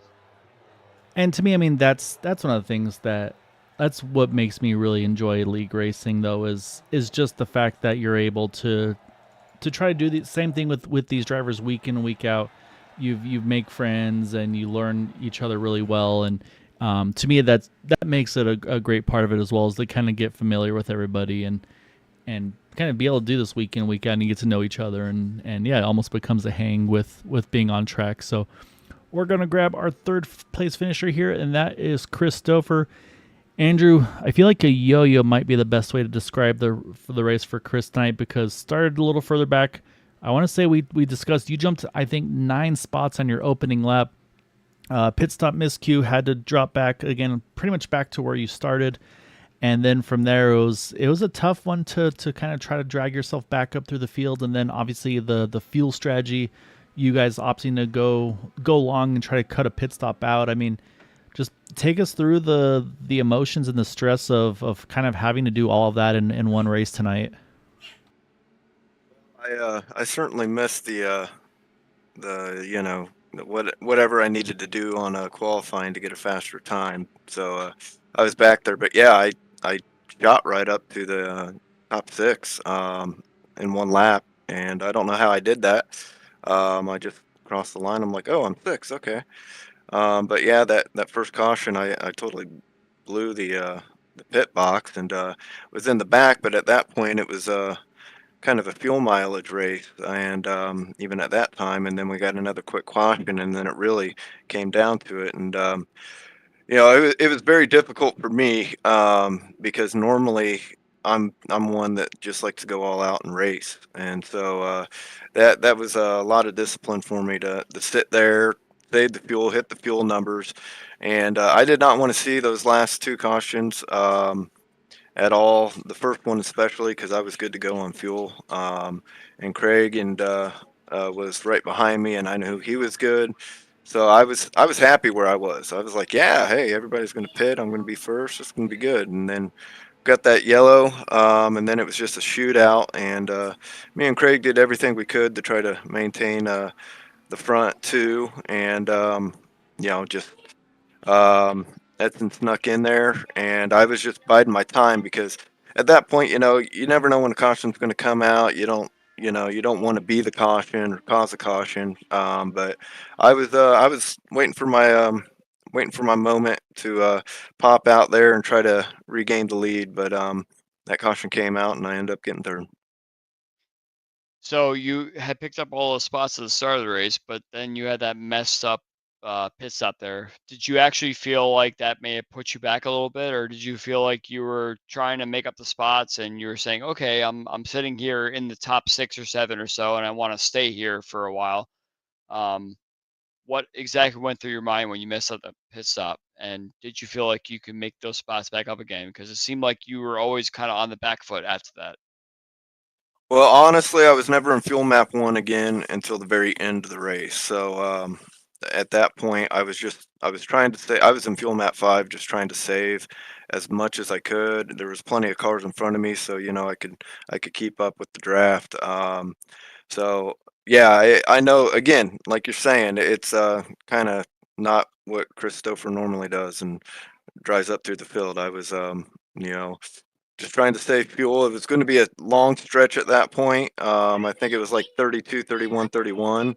But then we had that other quick caution. It was 30, 30, 30. And I knew that we could make it. And, so that was my plan the whole time, was just saving fuel after that mishap. Yeah, so I think Andrew put the nail on the head there, where it's like if Chris has Chris's way, it's map one, you're going for it all versus having to back down the pace and run a number. So unfortunately, I'll say there's times where that strategy comes into play. And then, so do you think that also maybe played into, as we saw Edson and Matt, they were able to just kind of swap traffic at the front? Is that just the clean air being able to do that, or do you feel like everybody else was going the fuel save route, or was just the clean air king like Andrew's talking about tonight, where you just, even if you were doing the same, you just couldn't kind of get past that dirty air bubble? No, the clean air is always king here. It's easier to swap. Me and Craig were on old tires and we're able to swap very easily. Um, So yeah, it's you know being up front, especially at Pocono, it's kind of like Indy. It's where you want to be. And I never really got a whiff of it until the very end. And I was hoping we could hold them off, but third place, it's not bad. After bad starting position, screwing up first pit stop, and then it's a little bitter saving fuel. That whole race. Um, just to get a caution there at the end, but that's just how it goes sometimes. Wow, I mean, like I said, it was an up and down day, but I say it's always good to end on the up note. So, really good job tonight, Chris, and definitely want to give you the floor for any thanks and shouts for that podium this evening. And shout out to 4D Racewear. Thanks 4dracewear.com for sponsoring me. Make sure to check them out. They got good apparel and everything. The league, you guys up here in the booth for broadcasting us. Thank you for doing that. Great job tonight, Chris. And like we said, there's some new fun things coming out from 4D Racer soon, so definitely keep an eye on that as well. So good job tonight, Chris. Look forward to see you back on track soon, and go grab some more podiums, man. Thank you. Chris. Thank you. All right, we're going to jump from one 40 Raceway car to another. And that's going to be one spot forward, and that's going to be Craig Forsyth. And obviously, Andrew, the strategy was similar between he and Chris, but I feel like that last run of the race there, Craig, prior to the yellow, I feel like you were probably, well, and one, I know it's going to be a tough interview. Hopefully you get your voice back soon, but you were probably waiting for some friends, because it seemed like every time you had someone to draft off of, they peeled off on the pit road. You're off by yourself again. I mean, how painful was that behind the wheel, just keeping on losing your drafting help for the field number? It's just part of it. Yeah, no, I'm sorry. My throat is terrible right now, but it's part of the fuel save strategy. I mean, when you're up, farther forward in the pack, like I was, it's harder for you to get guys to draft with after they pit. And yeah, on the second stop, it was just the guys who had pitted were too far ahead for me to catch their draft. At which point there's no option. You have to fall. You either fall back or you've lost. Like you're committed at that point to the fuel number. If you burn the fuel, you've lost all of the track distance. You're now 15 seconds behind the lead. You'll never make that up pushing, because the guys who have pitted are already pushing. So you just accept that there's no choice. Fall back. I think it was going to be really interesting. Like, I know Chris and I had the same fuel when the caution finally came out.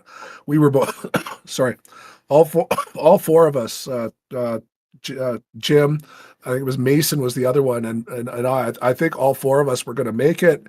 It was just going to be really interesting to see if the guys who, Matt and Mark and all those guys that were on the alternate cycle, Nick, if they were going to be able to run us down once, when they were, pitting, because of course they were going full beans and we were very much not. But that was going to be interesting. And then, yeah, but we had saved, we had enough fuel that we knew that we didn't need to pit. Even when the caution came out, we could go full beans.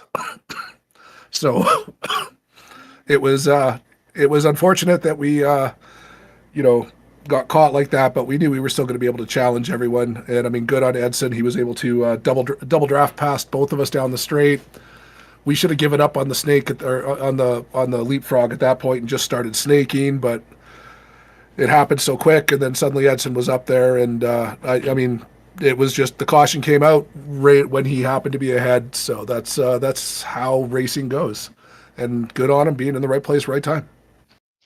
So you were sitting at the back of that pack, Craig, and it seemed like, we saw you dropping back more and more and more. And I think that Gael had said that you had really fallen off that pack there. So was that a matter of you just aiming at a fuel number for the rest of the race, and then you make it, and then kind of like be the surprise Alexander Rossi type winner, as I mentioned during the broadcast, or was there something else that you needed to help you make that finish there?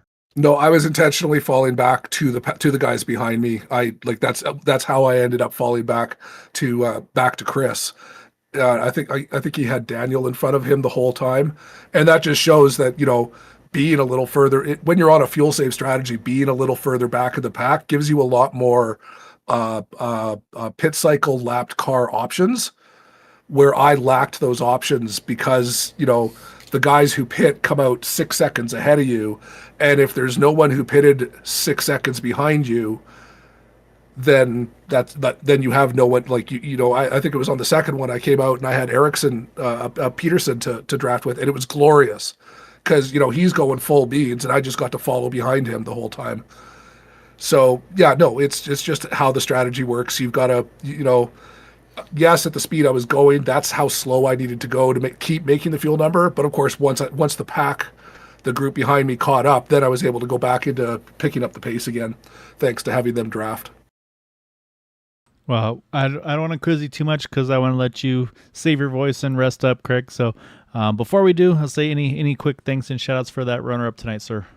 No, I've got to thank Jim over at 40 Raceway and Chris. I mean, we got a second and a third double podium, so that's a good result tonight. And Matt had a great setup tonight. It was good and challenging, and the guys were having a good battles and stuff all over the place.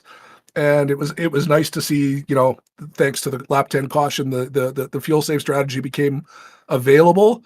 And, so it was neat to see how the two very differing strategies were going to come back together at the end of the race. that's the type of racing you want to see. You want to see multiple strategies, and hopefully next time we'll just get the green flag to the end, and we'll go across victory lane. All right, great job tonight, Craig. Go rest and look forward to seeing you next week, sir. Straight to bed for me. Thanks, guys. Stay safe. All right, take care. Good night, Craig. Yeah, I was saying, it tells you the dedication from these guys, feeling under the weather, but they still want to race. I say it's one of those things you can't get away from. So, but then we got to jump one more spot here, Andrew, and that is our race winner, Edson Santos. He was working with Matt most of the race, doing the swap draft, running away from the field. Caution comes out, changes everything, but Edson was able to get back to the front and be able to be up front there at the time of the yellow. I mean, Edson started first, finished first, but a lot, of course, happened tonight. Just how did the race go for you? I mean, could it have gone any better, really? Yeah, good night. Good night. Hello, everyone. First of all, I am a lot with strong headache, but we love this. We love simulation, so even we did that. I was here. I love this track. In a race full of alternatives, because at the beginning I was trying to save fuel because the race could be 100% under wind. And after the yellow flag, the beginning, thought it would be very hard for anyone to make one last stop, and that's why I didn't stop in the pits to fill up the tank. And Matt and I changed drafts, great slingshot, very well done. We could manage to open a gap to the car behind, and it was pretty fun. But throughout the race, I was realizing that some drivers could stand their stops, and I thought that 2 or 3 could win with one less stop. It would be very interesting, right, to see if they would be able to make it. But the yellow flag came in the end, and I was one lap to go to the pit, my stop. And in this final, some drivers choose the not change tires, and I thought it was a little bit strange, despite the temperature being lower, but it was very important in the end to have new tires.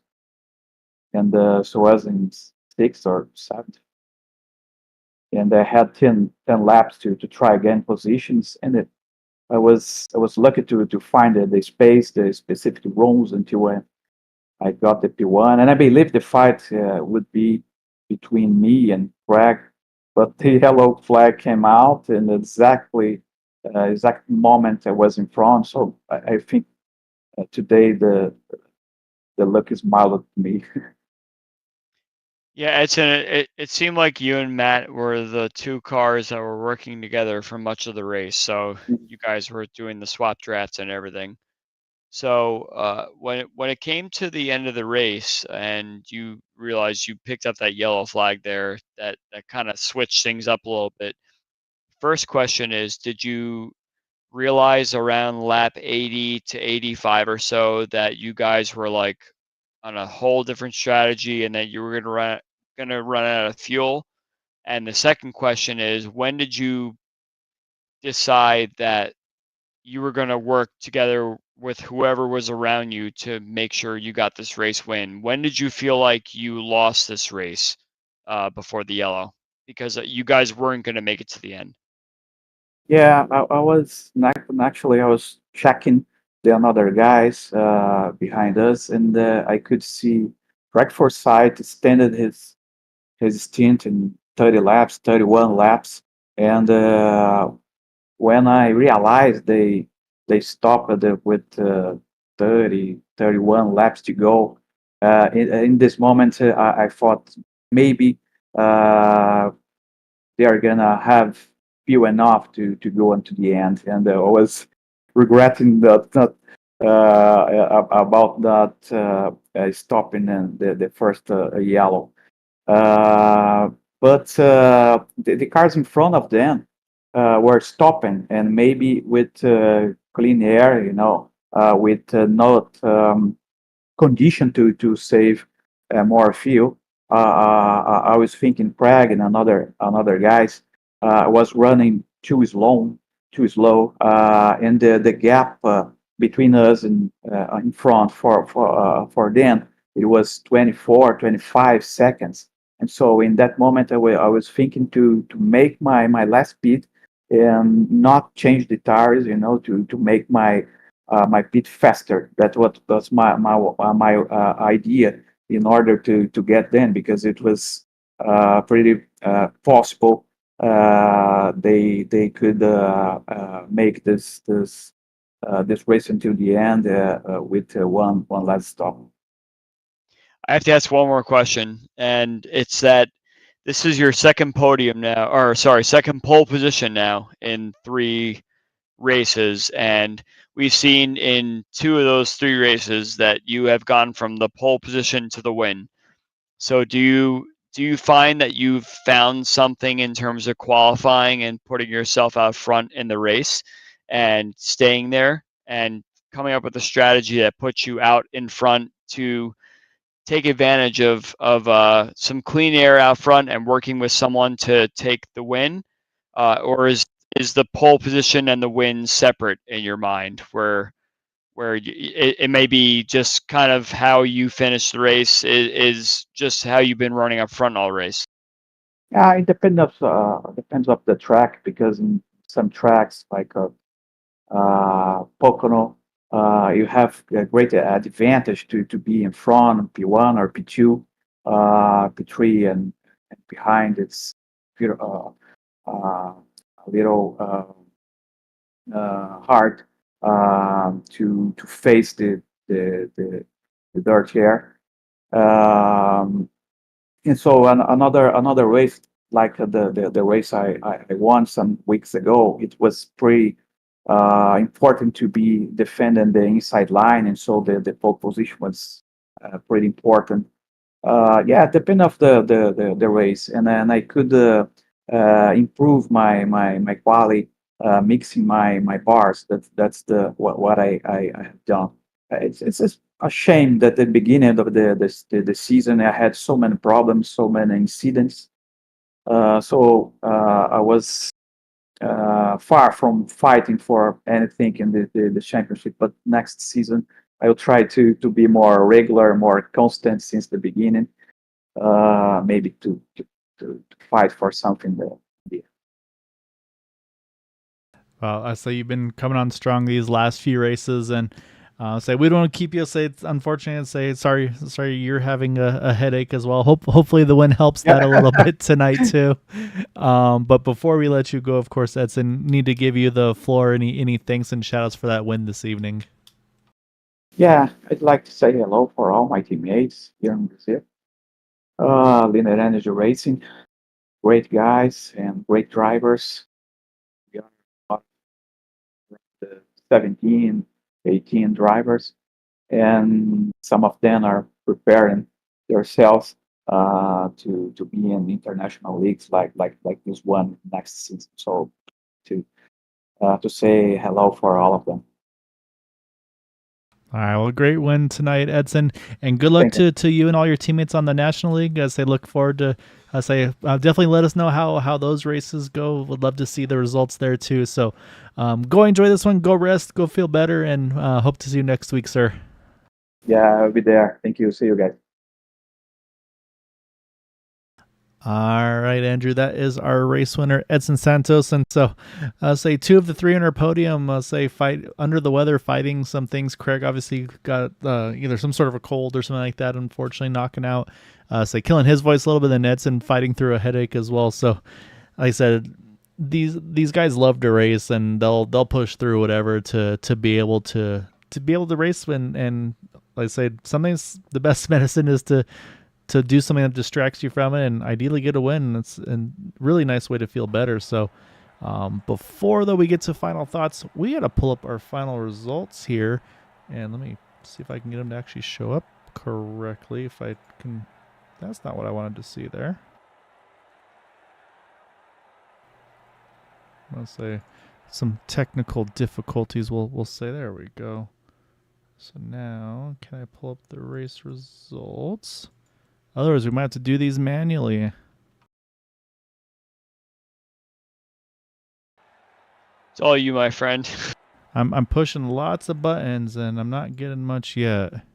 Okay, well I know Edson Santos got the win tonight with Craig Forsyth second, Christopher third, Nick DeGroot wound up finishing fourth, up 12 spots from his start there. Wagner came home P5, Mark Murphy P6. Mason Mitchum comes home P7 after staying out there at the end and kind of falling back a little bit. And then we got Rick Sanchez in 8, up 3 spots from his starting position to 11th. Jim Herrick comes home 9th. Jeff Heisong 10th. Both of those guys moving up from their original starting spots. H.A. Hobson unfortunately finishes 11th. He was caught up in a little late race scuffle there. Eric Schaus also caught up in a late race scuffle. Nick Wheeler comes home 13th. And then, of course, our DNFs there, we have Charles Teed finishing 14th, Joseph Morales 15th, Bill Colley 16th, Daniel Durazo 17th, Eric Peterson 18th, and Hugo Galaz with an early exit in 19th. That looks spot on. And yeah, so unfortunately, technical difficulties getting the best of us at the very, very end. So I think that taught me a lesson maybe of maybe I have to do the final results before the interviews because, yeah, say, unfortunately, you see on the overlays here, say we're, what? Are we getting somewhere? No, we're not getting somewhere. I got helpful there for a second. But yeah, so no, unfortunately, a little bit of hiccups on the very, very end of it, but didn't affect the broadcast. So that's always the most important. And yeah, so Andrew, as always, pleasure doing these with you. We've got 3 more to go. Next week we'll be at Phoenix, and then quick off week before we get to Kentucky on the 14th, and then same thing, 1 off week before we get to the finale at Auto Club Speedway. And I mean, probably biased, but Auto Club Michigan, again, those are 2 of my favorite tracks. So having the finale at those 2, this time at Auto Club, I think it's going to be a lot of fun. Looking at the point side of things, it is now 65 points between Schaus and Murphy, and then Matt Wagner jumps up 1 spot into 3rd, now 77 out of the lead, and then DeGroot drops 1 to 4th, and then Joe Branch is up a spot. And actually, I'm trying to, did Joe? No, Joe did not race. I was like, he either had a really quiet night or I'm not sure. That's where these drop weeks are starting to kick in, I think, as well for some of these guys. So, yeah, so we'll see how everything shakes out in these remaining 3 races, but as always, Andrew, it is a pleasure doing this with you. It's a lot of fun. Always appreciate all your insights. And yeah, somehow we're down to the last 3 races of the season. I'm trying to figure out exactly how some of these guys that we didn't even really see coming wound up in our interview room. Like we had Christopher that was kind of hanging out around 11th or 12th or so, finished on the podium. It's really kind of exciting to see, and it's unfortunate that we had some sick people talking to us tonight. Usually these sick guys just kind of want to take a rest or whatever, but just kind of shows what the dedication is to Area 51, and these guys love racing with each other, sick or healthy or anything like that, and it's really, really nice to see, and I really do miss being on the track, but I also like to hang out with you and call these races as well. So we'll go into these last few races of the season. I'm pretty sure Mark Murphy's got this just about locked up now. I'm not sure if he has it officially statistically locked up, but it's going to take a lot for these guys to shake Mark Murphy, and I think he's going to have a couple of very, very bad races for anyone to really show their face here. So at this point of the season, guys like Edson that qualify well and wind up pulling out a win based on their qualifying, like we interviewed with Edson there, it's going to be a matter of let's get ready for next season and let's see what kind of tricks you can pull out of the hat there to make the best end of your season and get ready for the next one. Yeah, exactly. And actually, I lied about the points. I just refreshed it, and it's actually Matt Wagner now in second, 75 out of the lead, and then Eric Schaus 77 out of lead in 3rd. So Matt's actually jumped Eric Schaus, and then DeGroot still sits in 4th.